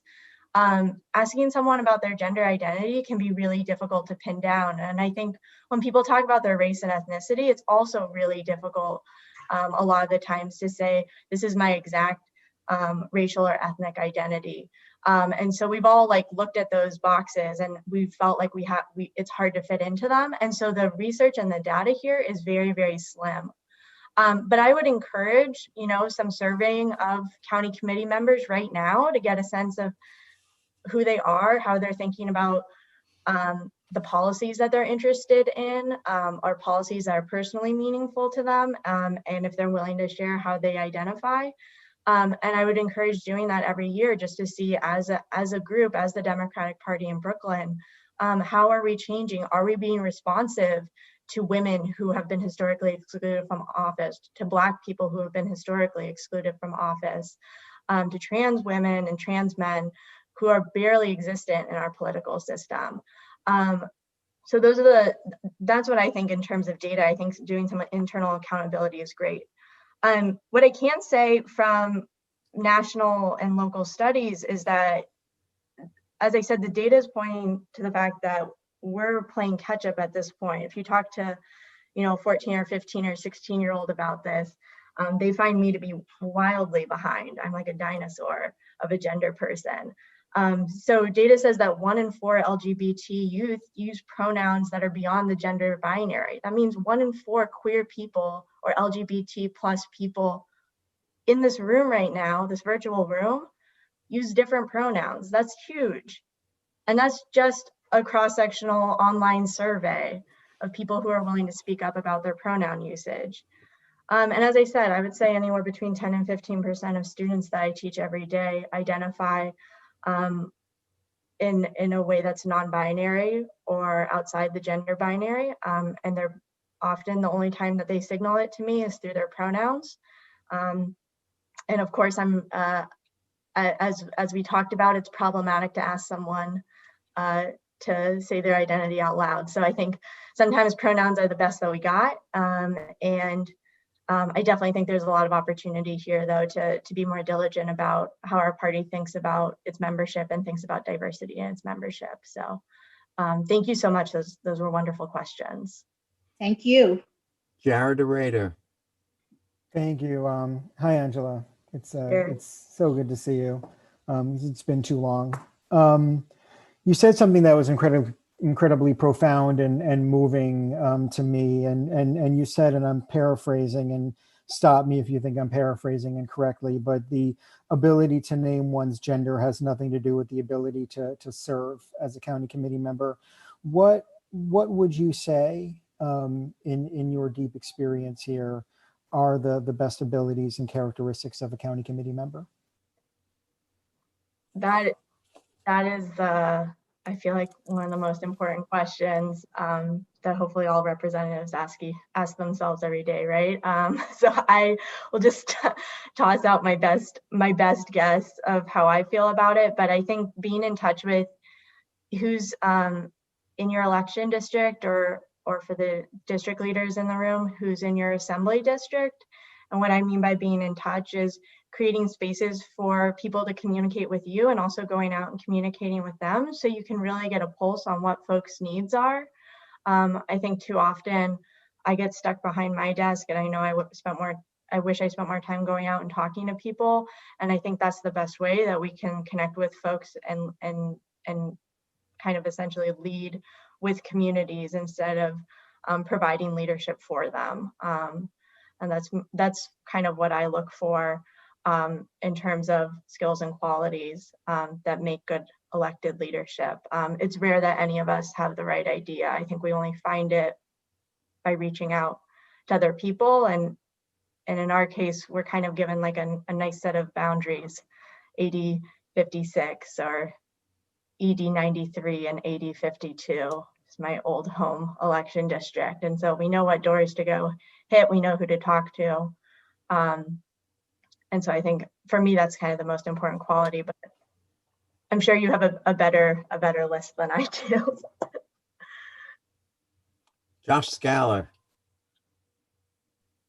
Thank you, Aaron. Angela, thank you so much. That was incredibly cogent and so well informed and presented. So I want to just express my appreciation for that. It was great. A lot of my questions have already been asked and answered. And so I'm going to take a slight bend and just ask you, some of the ideas I've heard about, for lack of a better word,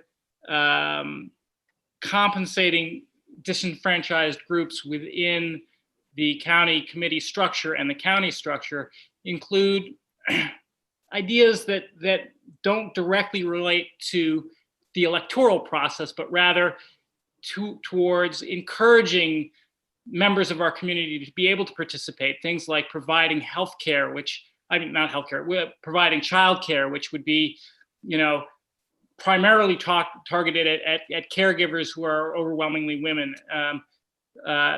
Solutions of those natures to sort of help offset some people's concerns about potentially losing ground, particularly for women. And I wonder what you would think about some of those solutions and spending real party money on those kinds of solutions. Yeah, you have 100% endorsement from me on that. And I think to a point Lisa mentioned earlier, adding in elder care, of course, would be important. I know all of us have gone to community groups that offer childcare, and you hear the kids playing around in the back. And if anything, it makes the meetings better, but it also lets people, primarily women, participate in more full ways.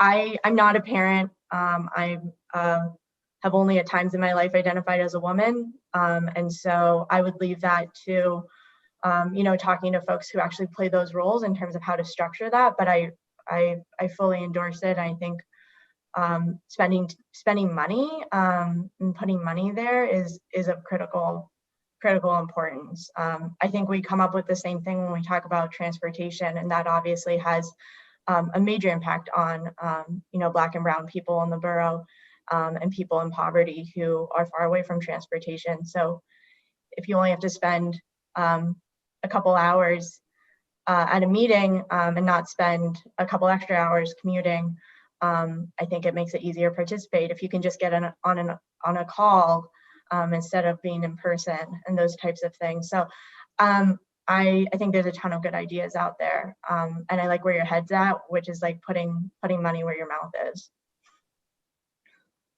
Thank you. Sammy Oliveris. Thank you, Chair. Thank you, Angela, for coming and sharing such a eloquent, impactful, and personal statement. It's super eye-opening. And the first thing that I want to say is that I am extremely grateful that you are here. And I do hear when you say that it is shameful that we took 8 months to come to this point. It shouldn't have taken 8 months or a lawsuit for the Democratic Party to include transgender, gender non-conforming people. So you all, these 6 plaintiffs, were courageous trailblazers and pioneers, and we should give the honor to whom honor deserves. But it shouldn't have to have taken that long to hear. We are being reactive instead of proactive. And now the Brooklyn Democratic Party and this task force has a historic opportunity to lead the way and to show the country how it should happen. So I commend you for taking that leap of faith and really exposing you all into a nationwide testimony of your public life.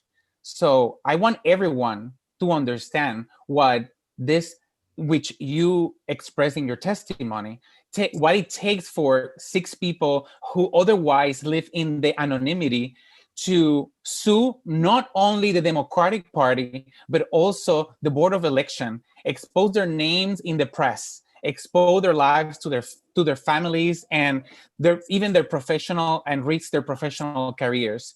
So I think that you and your testimony represent that voices of the most impacted. And while the lawsuit, you all become the pioneers into advocating against, exclusion and discrimination. At the same time, that had such an emotional impact, as you were mentioning, and that emotional trauma that many TGNC folks speak about. This testimony can only come from you all. You were the 6 people. You are here because you received a letter saying that your candidacy for local office was dismissed, eliminated, because your gender does not exist under the law. Can you walk us personally? How was that process for you and for other plaintiffs when you applied and collected signatures and when you received that letter dismissing your candidacy? Yeah, certainly. And I think I made this point in my testimony, and Sammy, I think you know it better than I, that yeah, there's 6 of us here, but we're missing a huge part of the community. And I think there's a reason that the people who petitioned and got kicked off were majority white. I think there's a reason that most of them lean masculine, and that's because it feels, and I can say this, from personal experience, as well as experience going door knocking with other people, that it is easy to walk around presenting more masculine in my nature and as a white person in Brooklyn and knock on doors and have people sign my petition. And so I think the 6 of us are a small slice of a huge community that has been excluded. I will say that, like, having your gender and to some degree your sexuality put in the public light for all these months, Sammy, is really uncomfortable. And I definitely know, just walking down the street in my neighborhood, people who have experienced harassment, people who have experienced violence just on the way they look, and making the decision to knock doors, to collect the necessary signatures to make that happen, to submit them to the Board of Elections, and then to get a letter in the mail that says you can't be on the ballot on June 23rd because you failed to include a gender marker in the description of the position that you were petitioning for on your designating petition, does not feel great. And so, and it's also, doesn't feel great to be in any type of lawsuit ever where your name's put out in public a lot alongside your gender identity. So I really appreciate you asking that question, and I'm terrible at talking about my personal experience sometimes, but I hope that kind of paints a picture of what happened. I think there was a really, and Sammy, you were a huge part of this. There was a big push to try and recruit more people to run on petitions that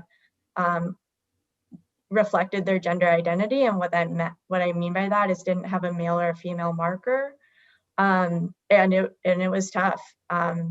People obviously, as I said, I have a million stories about people not wanting to petition. And it breaks down very clearly into categories of women, particularly trans women, of people who have histories of domestic violence or domestic abuse, do not want to petition with their addresses or some sort of gender identity related to public office. So it's a huge privilege to even be able to petition and to hold public office. So thank you for raising all of that. Thank you, Angela. Thank Mr. you Chair. For your work Yes. to recruit us across your assembly district. I know you've been trying really hard for the last few years to bring more folks on board with different gender identities. I Thank do you. note that Jesse Pierce, you have your hand up. Am I correct? Yes. Can I just Thank you, interrupt Aaron. you for a minute to Hi, get and- I just want to get a sense of the body as to how long the task force wants to continue tonight. There are several other people, 1, 2, 3, 4, 5, 6 in the queue. It's 9:51. Perhaps the body may want to extend the time or indicate to those waiting in the queue maybe how many more will take and the others will have to be deferred to another time. Can I get a sense of the task force on this? They've waited for us. Yeah. I would So like I'm, to continue till everybody gets. yeah. Okay. Yes, Okay. thank- Jesse Pierce, you have the floor. Thank you. Thank you, Angela, for being here with us tonight. The testimony you delivered was beautiful and it covered a lot of ground, and I think it was very impactful for a lot of people. And also your Q&A performance is stellar tonight, so thank you so much for being here. I kind of similar to Sammy's question, I want to ask you about the recent creation of the at-large seats, specifically sectioned off for TGNC and B people. This was, in my opinion, a rushed, ill-advised creation of at-large seats with inclusivity in name only. But I'm specifically curious because I think that you were witnessing some of us as district leaders try to recruit for these seats, and also you mentioned the experience of being outed in the Wednesday meeting as the county committee appointments happened.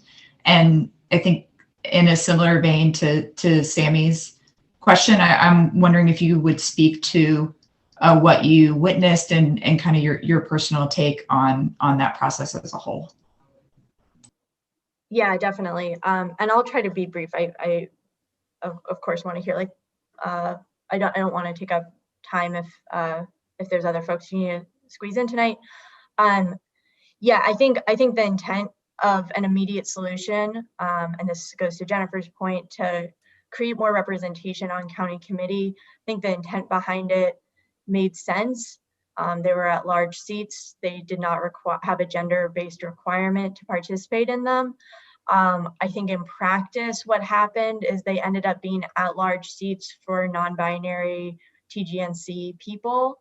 And I think the issue with that is similar to the issue that I have if you were to create a separate class of special non-binary TGNC seats for people, which is that you're labeling and outing people to hold these specific seats rather than letting them declare their gender identity for themselves. I think there's someone who spoke to this pretty eloquently last night, is that they want to be able to pick what box they fit into.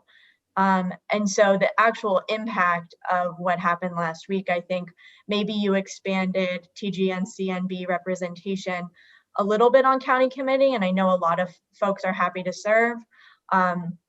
You know, obviously my name's been out there, I've been out there.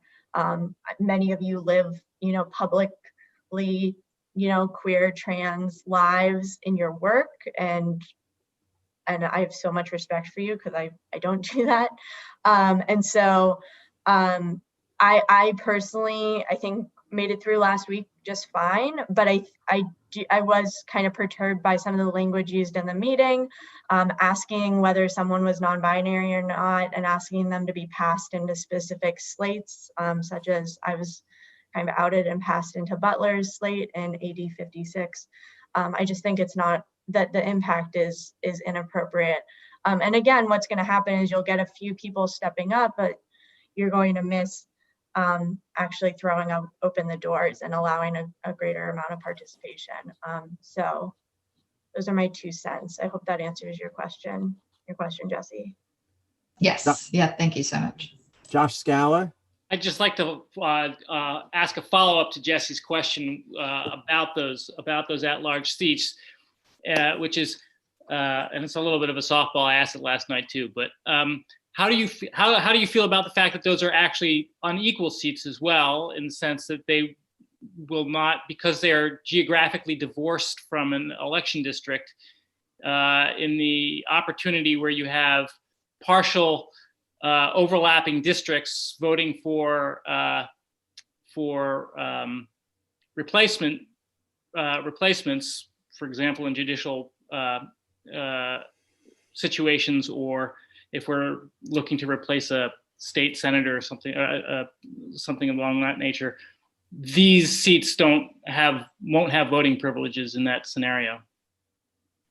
Certainly, yeah. I think it, again, it is kind of symbolic and performative rather than actually empowering.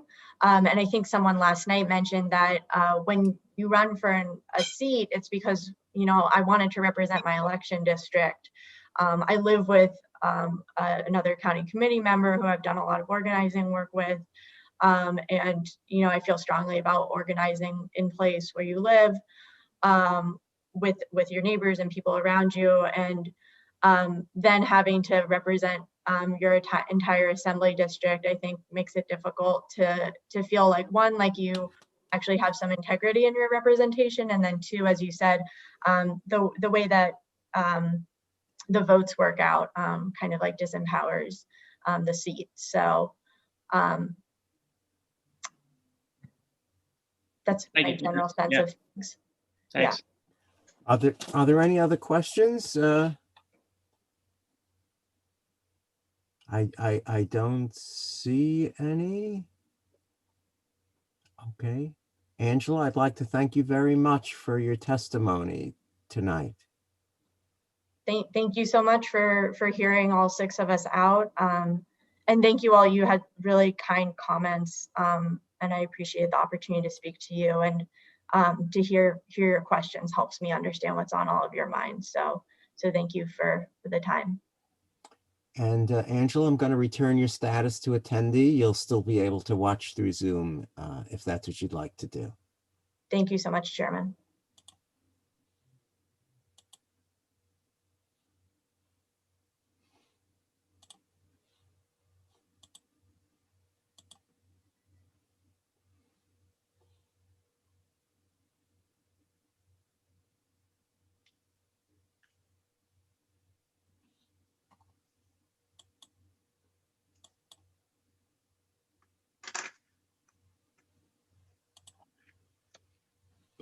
Joan Alexander Backridden, are you with us? I am indeed. Thank you so much for promoting me. You have the floor. Thank you. Good evening, everyone. I first would like to thank everyone who's boldly and bravely stepped up and stepped in and provided their commentary tonight and last night.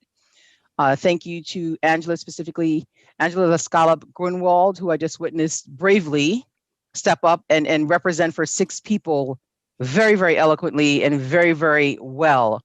I say good evening to all, and I begin my commentary. I'm an immigrant and cisgender female of color who understands how difficult it is to be seen and accepted for who you are. I'm also a firm believer that people should be able to be who they choose to be. I've spent many years advocating for my community and as an ally for my LGBTQ plus neighbors, friends, family, and colleagues, people who are in transition, questioning, and cisgender, I understand the power of realized equity. When this concept of removing the gender-specific framework from the county committee was presented, I immediately viewed it from the lens of equality and not equity.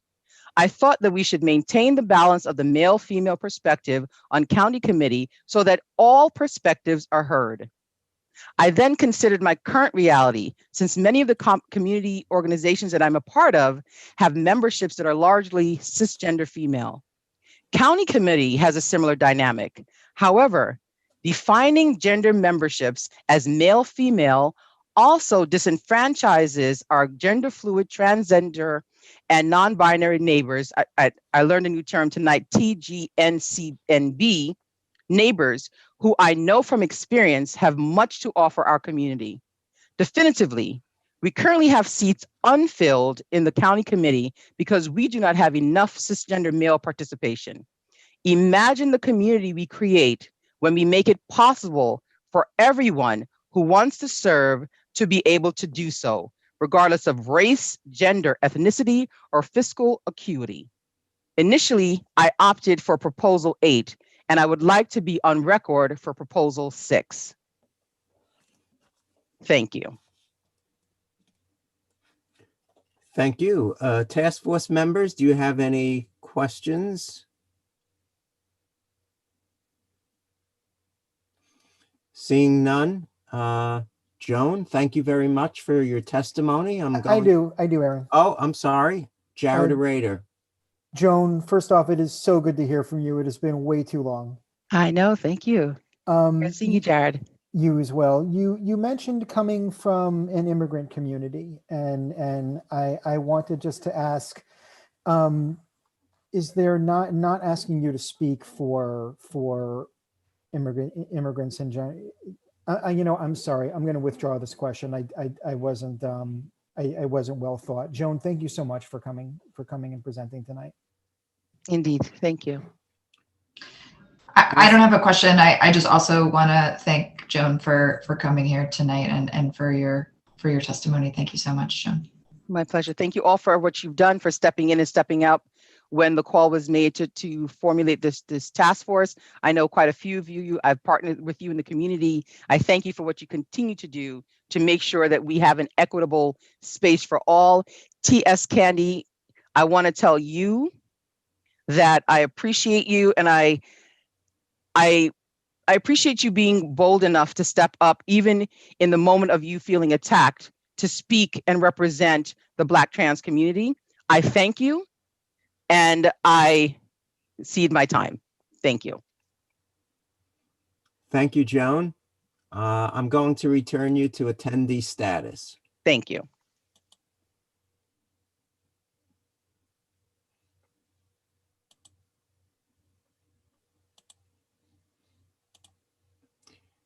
I am now looking at the queue, and I am looking at Courtney Adrian.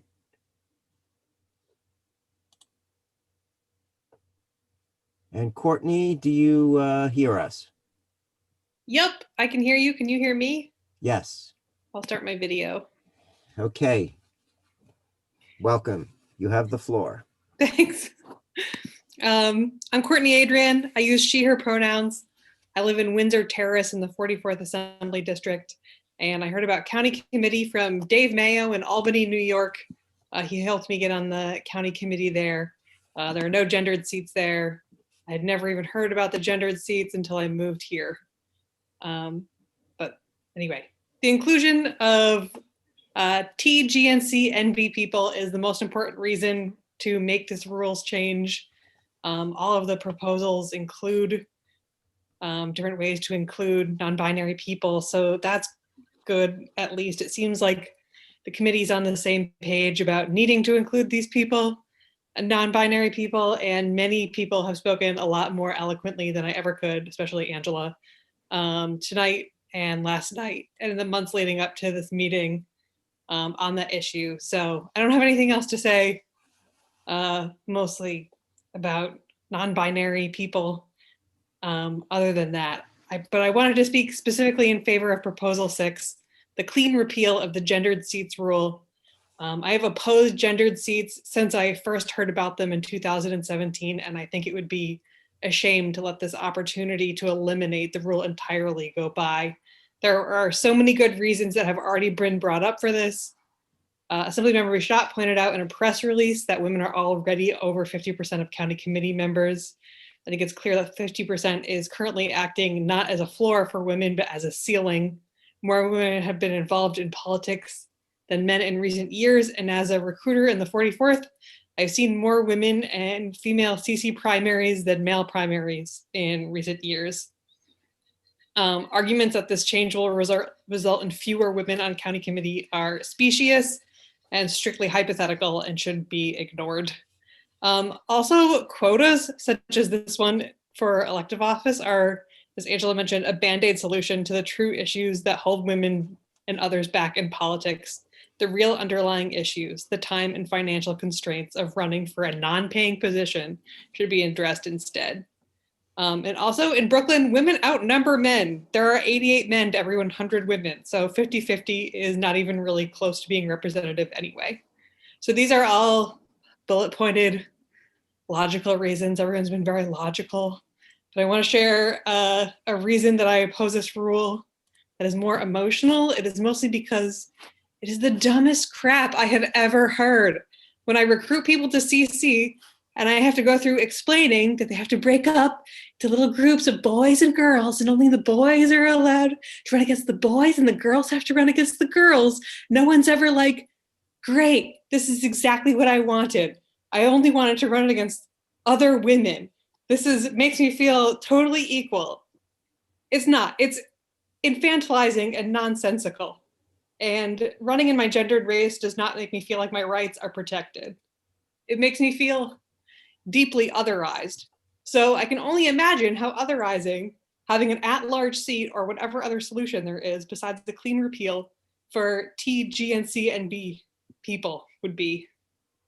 It prevents head-to-head contests between men and women. So like Doug is my male DL and I think he totally sucks. Just kidding. But if I did, I could not try to run against him. I only have the opportunity. I'm not being allowed to. This is bad for voters who don't care one iota about the gender identity of the person they are voting for. They simply want the best candidate. So in conclusion, please repeal this silly rule so we can all move on to more important issues for non-binary people, for women, and for our party. We have talked about it way too long. I am so bored. And there are just so many other way more important things to be talking about. Thank you. That's it. That's all I've got.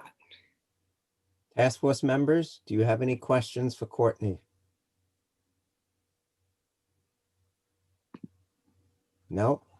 Courtney, thank you very much. I'm going to return you to the status of attendee. Thanks, guys.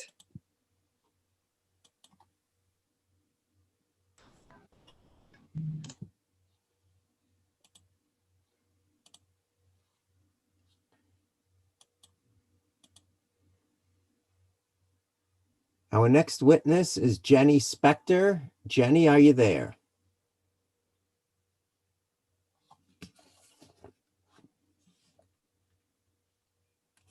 Jenny, you have to unmute yourself.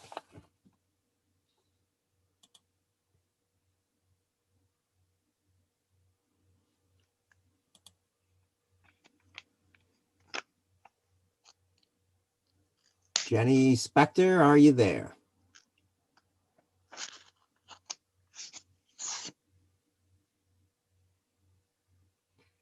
Okay.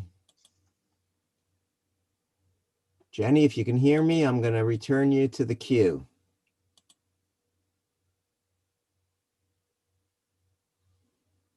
I think Jenny is in the chat here saying, I did not submit a written statement. Well, with leave of the task force, I would allow Jenny to testify if she'd like to. Any objection? If you do not wish to testify, that's okay. Okay.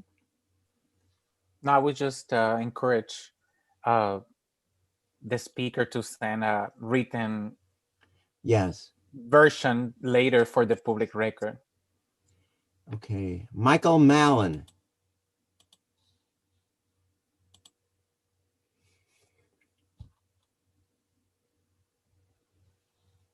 Hi, everybody.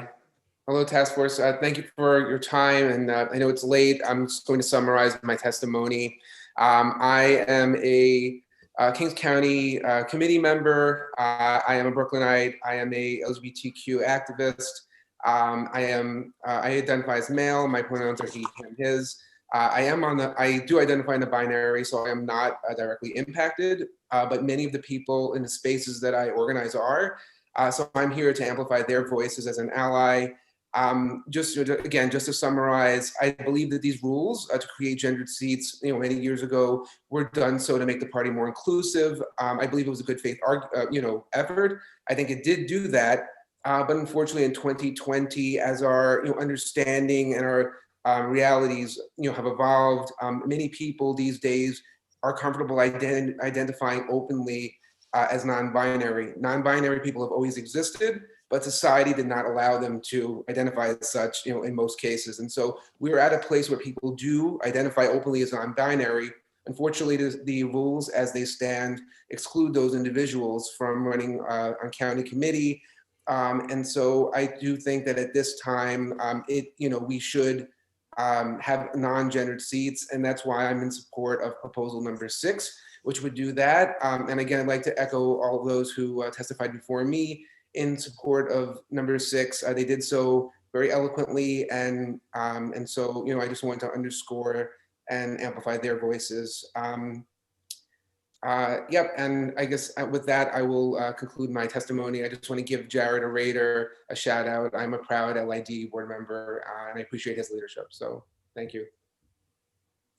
Lisa Fane. Hi, Michael. I just wanted to say hi. It's been a long time. So I understand as far as county committee and the sex designations, but how do you feel about that type of, I guess, affirmative action on higher levels, district leader, but or when it starts to get sort of more powerful and more paid? Do you feel the need I know that in your experience working with Danny and others, do you see that there may be some value in that, or some way of ensuring that women do get into those positions of power more often?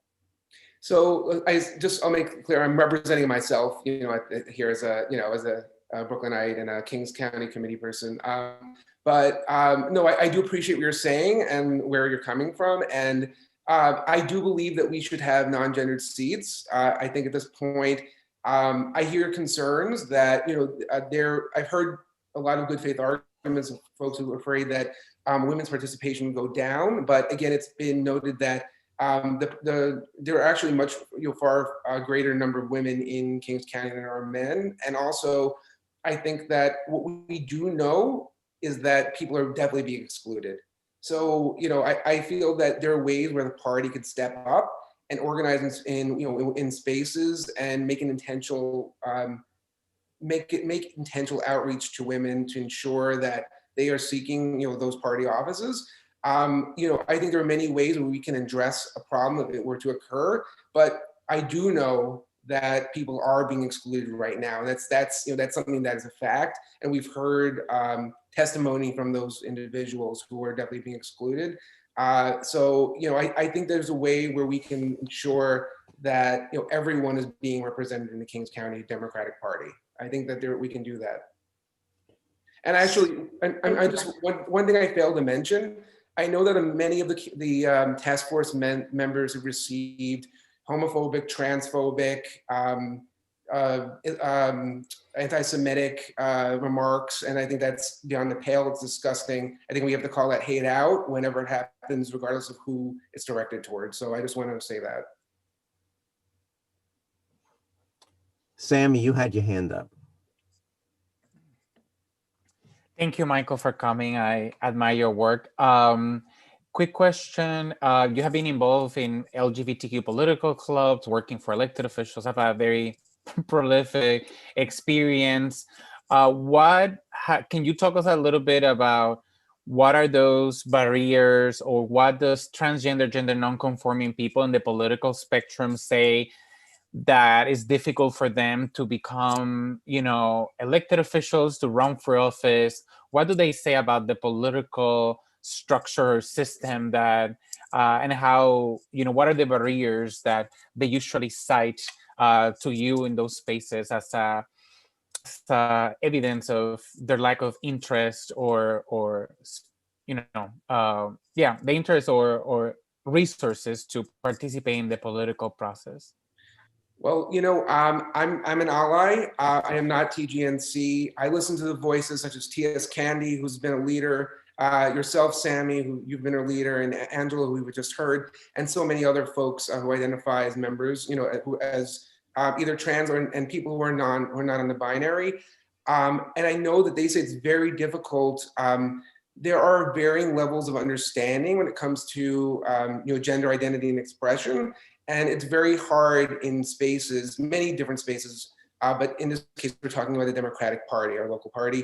It's hard to really be under the magnifying glass and have to teach gender identity and expression 101, and I'm not, we all have to learn. I understand that, I'm not criticizing people who are making general efforts to learn, but that's a very difficult thing. So I think, to the extent that we can be sensitive to that, I think that's to our benefit, as a party. And as allies, right? Many of the people here are self-identified allies. And I want to say that I think that, again, any change that we can make locally, to embrace and include people who are not on a binary and beyond, right? And people who are trans and who happen to be on a binary, to make general efforts to reach out to people, to those communities and bring them in, go to those spaces, go to places, to organizations that are trans-led, go to organizations that are led by members of the non-binary genderqueer communities. I think that would do the party a lot of good. And I know that there's so many folks in this task force I know could be instrumental in making that happen and could help reach out. So that would be my answer. Are there any other questions? Seeing none. Michael, thank you very much. I'm going to return you to attendee status. Thank you very much.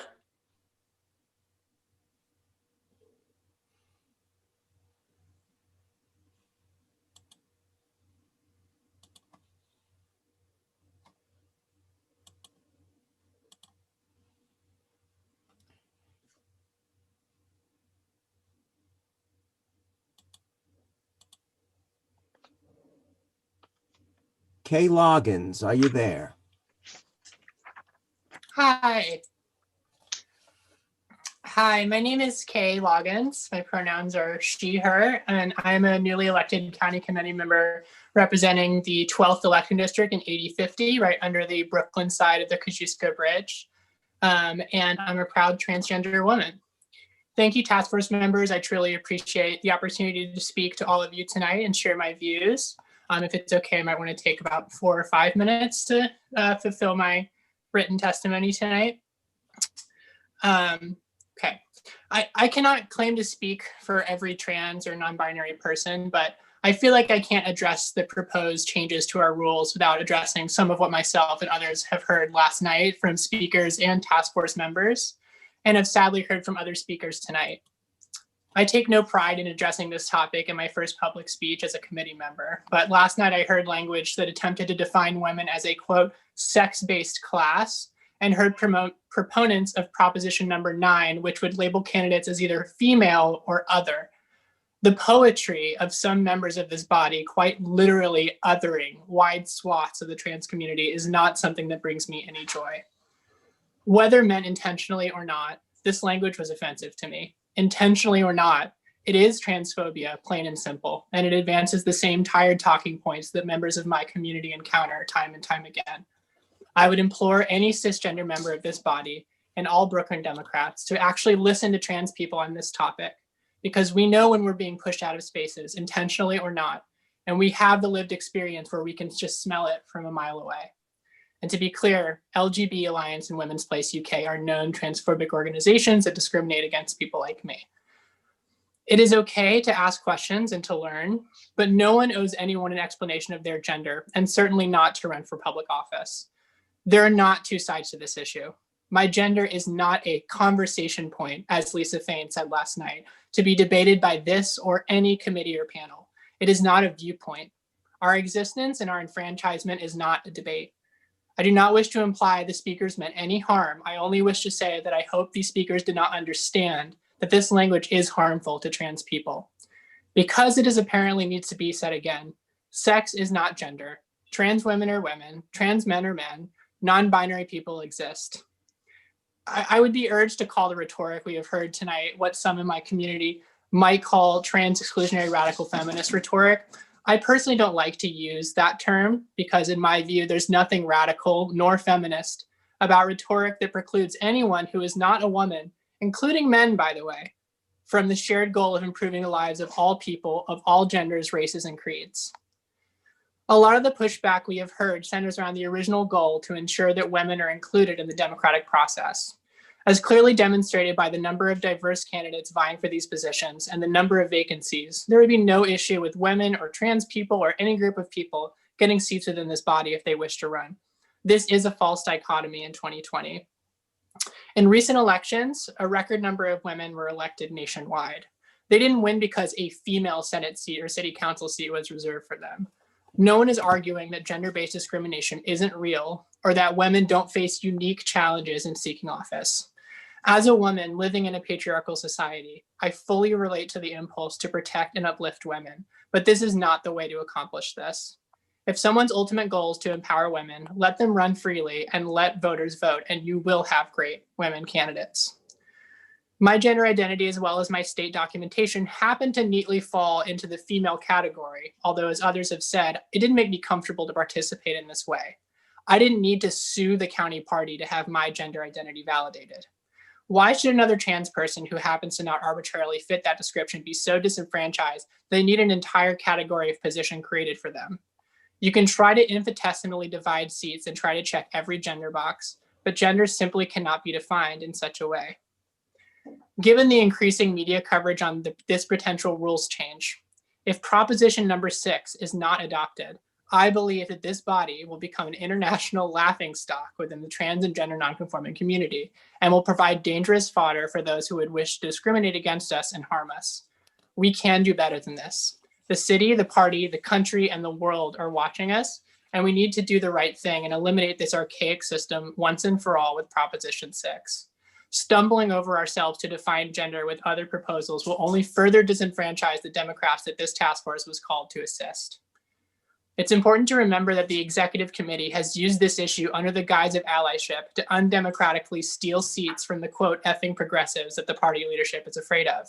I sat and watched last week's executive committee meeting in horror, and in light of those events, when I see the way gender is being now weaponized to suggest policy that somehow manages to discriminate against every gender, I can say I'm disappointed, but I'm certainly not surprised. The repeal of this discriminatory policy is long overdue, but it is never too late to begin to right a wrong. This is one of the largest democratic groups in the country. It is one of the most diverse, progressive areas in the country. In light of the last few years with an epidemic of violence against trans people and specifically against Black trans women, we need to be at the cutting edge of equality, not imposing arbitrary and aggressive policy on its members. It doesn't have to be this complicated. We must do the right thing and implement the same small d democratic one person, one vote system that governs every major legitimate government in the world. We must implement Proposition number 6, and I implore this task force and my fellow county committee members to do so and imagine a better world for my trans siblings. Thank you. Okay, thank you. Do we have any questions from the task force? Yes, yes, Candy.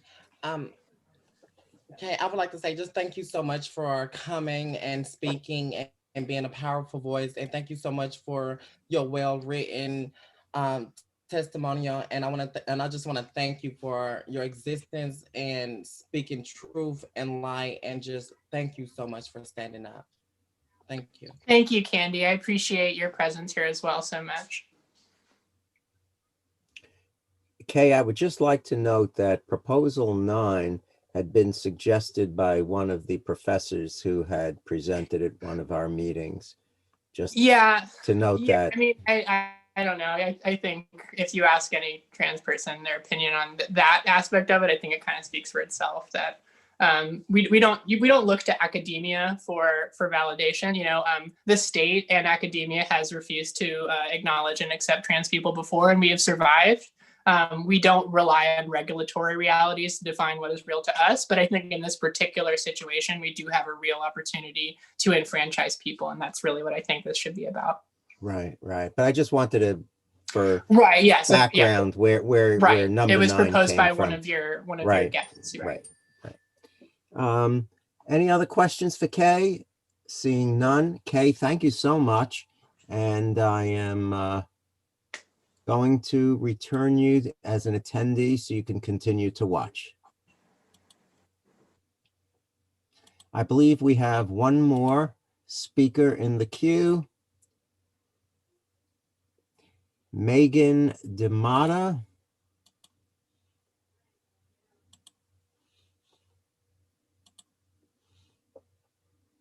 Megan, are you there? Hi, yes, I am. First, I want to thank you for waiting. No problem. Hi, no problem. I'm really glad I got this opportunity. So to speak tonight at the Gender Task Force Public Forum. My name is Megan DeMata. She, her, my pronouns. I'm a newly elected county committee member in AD 47 in Bensonhurst. Thank you for everyone who spoke last night and tonight and allowing this forum to happen. I appreciate that. But I want to support I want to do this quick. So I want to support my support for Proposition 6, which removes the gender requirements in the county committee. To go on what others have said, or what Courtney has said specifically, I definitely go with her on like, this is the easiest to understand and the most inclusive. And I understand the want to protect women's involvement in the county committee, but I don't believe designated seats by gender in the county committee does that.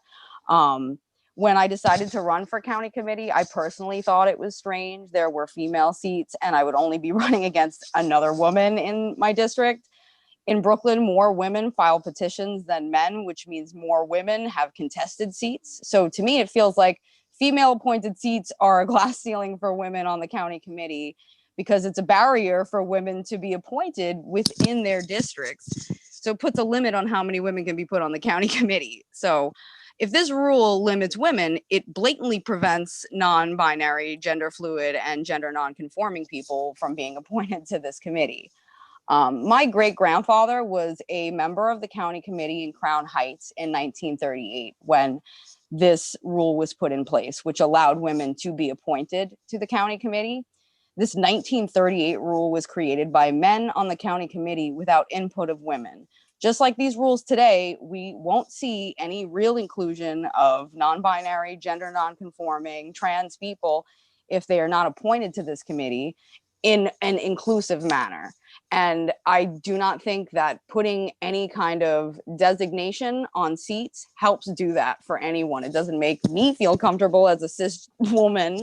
And I don't know how that would make anybody else feel comfortable who does not identify that way. So I just want to say, I want to thank everyone again. And I support Proposition 6 because I think it is the only way to create inclusion in this party. We have too many vacant seats and it shouldn't like there are vacant seats and we shouldn't be arguing about who needs to be put in what gender seat when we need to fill seats. If people are willing to be in them, it shouldn't matter what they identify as. They want to be here, they should be included. That's all. Thank you. Do any of the task force members have any questions for Megan? Megan, would you mind if I just asked you out of curiosity, how did you find out about county committee? Oh, the South Central Book and Progressives.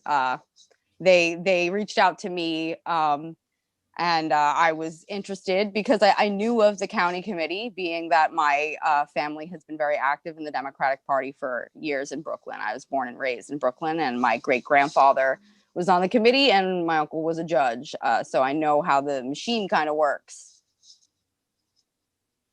Do we have any questions? Any other questions for Megan? Seeing none, Megan, I am going to return you to attendee status. Thank you. At this point, I want to ask Lisa Fane, you put something on the chat. Is that something that you wished to address at this point?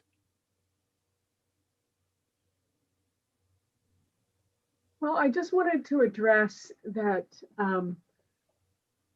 being a member of this task force, and I think I hope my fellow task force members will acknowledge all of the hard work that we've done over the last few months.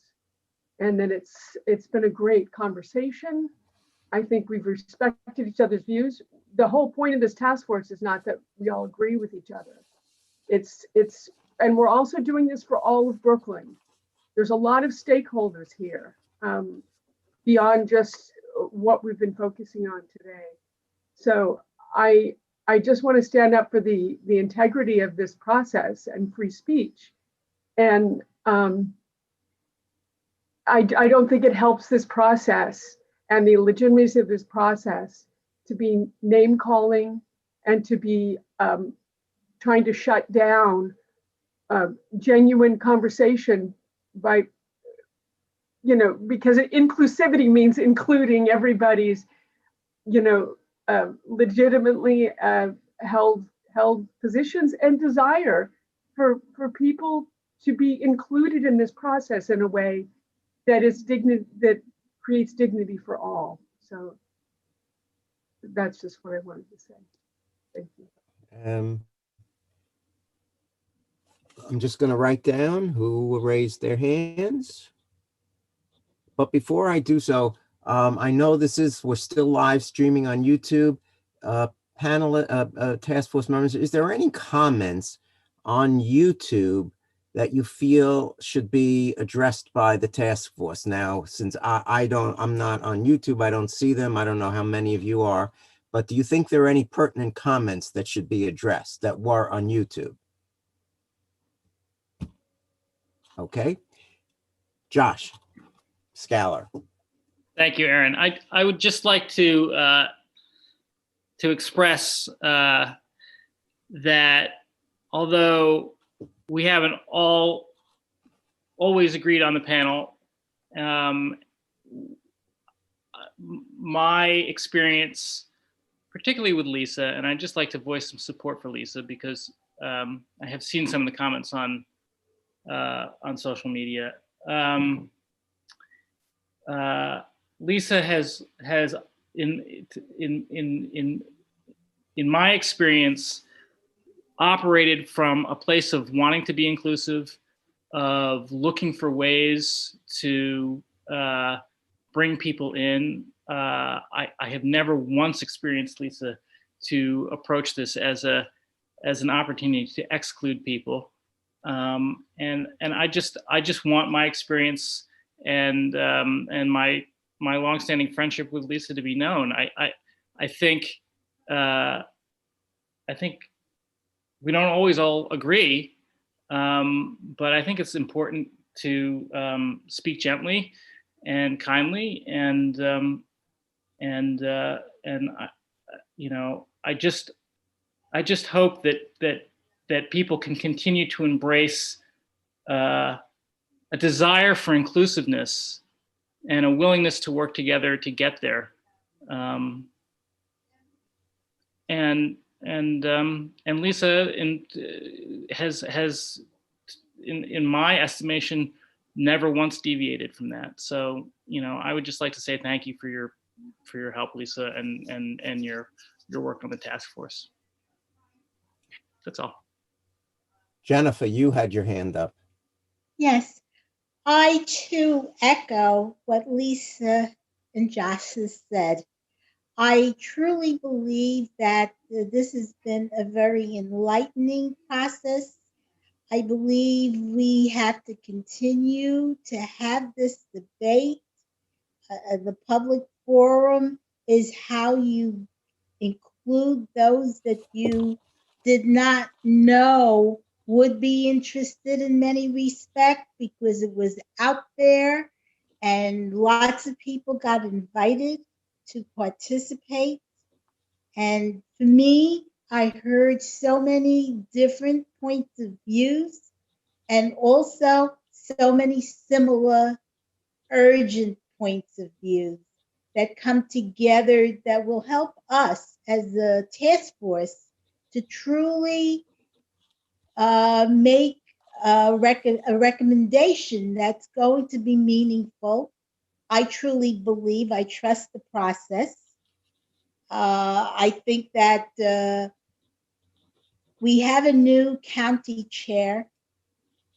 It's the first woman and first Black woman to chair the county. And I think with that, we're beginning to see change. Change doesn't always happen overnight. And, maybe from 1938 until now is a hell of a long time to wait for certain equality and inclusion. But for the women's movement, which I've been a part of for many, many decades, I know that change does not happen overnight, and it's a struggle. And if this committee could be the nucleus to help to right some of what is perceived as wrongs on how we reach out and how we include and how we build the grassroots of our party, then I really believe that we have to continue to discuss, to include, and to try to come up with a recommendation that will be a culmination of all that we heard and all that we have discussed. So with that, I guess I want to thank my committee co-members because I believe everyone has brought something to this table, as it should, as part of the big tent party. Is there anybody else who would like to say something? Jared Rader. I'm really glad for that we have the YouTube channel because I've been advocating for a long time that this process should be open. This is a body. This is a body that is advising a statutory body. And there, by extension, we are part of that. We are part of that, of the statutory process, part of the statutory scheme. And we committed ourselves to being, in a sense, semi-public figures by being on this task force.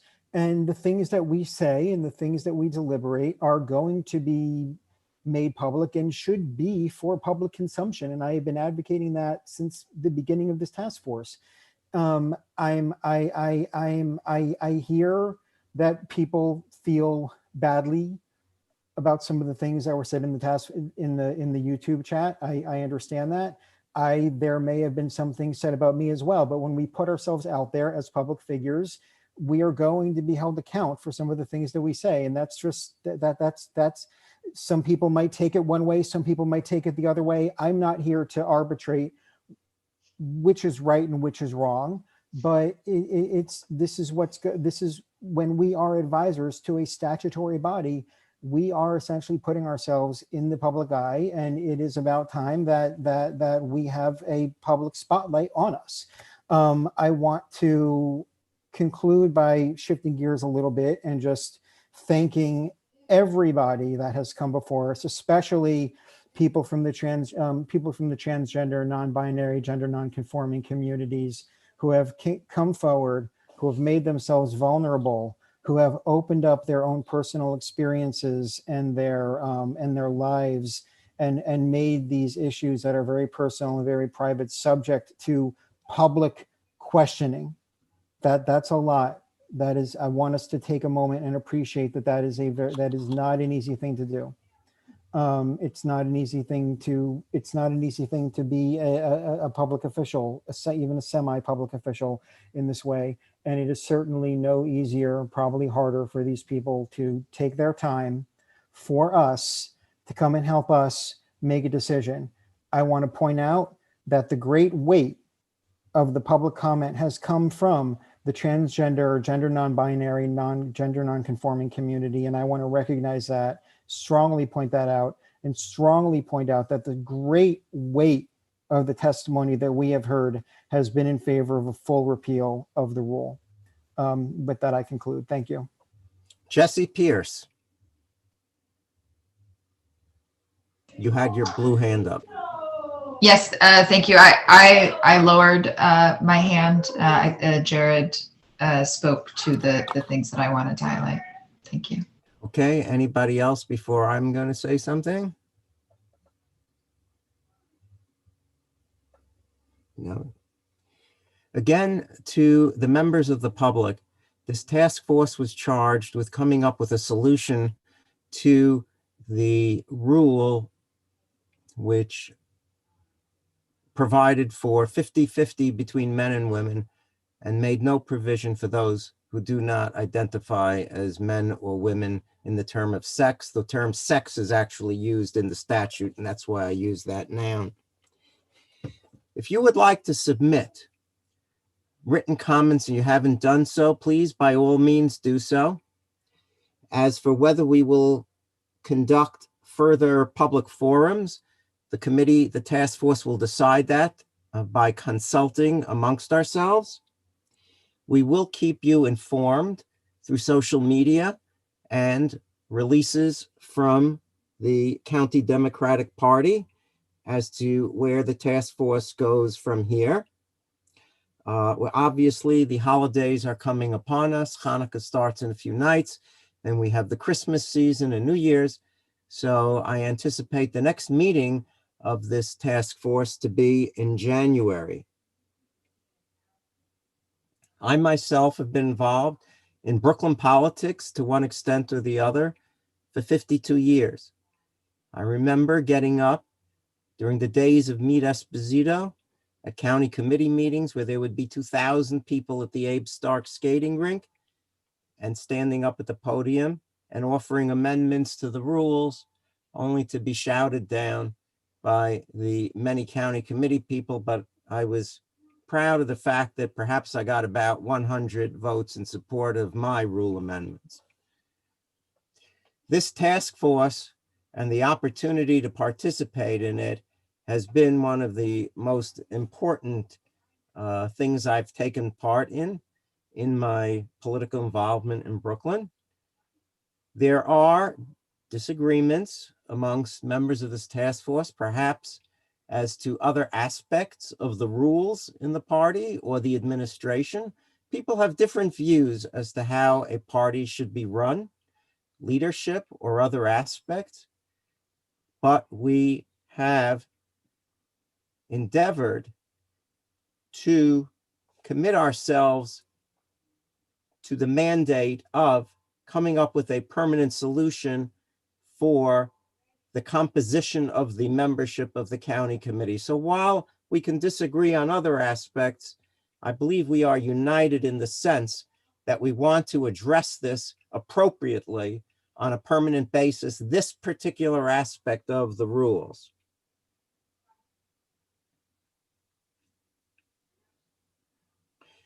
I want to thank all our presenters who had the courage to testify before us. I want to thank the members of the public and the Democratic Party enrollees who have been watching on YouTube. The work of the task force has not concluded. As I said, we might have more public comments. whether we do or not. When I say public comments, I mean oral public comments. We'll decide. Anything further you submit written will be shared with the other task force members. We'll let you know where we go from here. And we're going to certainly then, at some point, we're going to engage in a discussion amongst ourselves. Whether those discussions will be open or not, the task force will determine. Jared Arader, I know, is a proponent of public meetings. I happen to be also. And therefore, at this point in time, the task force will adjourn at the call of the chair, subject to consultation amongst the members as to when we should do so in January. Thank you all for participating and watching tonight. Good night. Please stay safe in light of the heightened pandemic. Good night, everybody. Good night. Good night.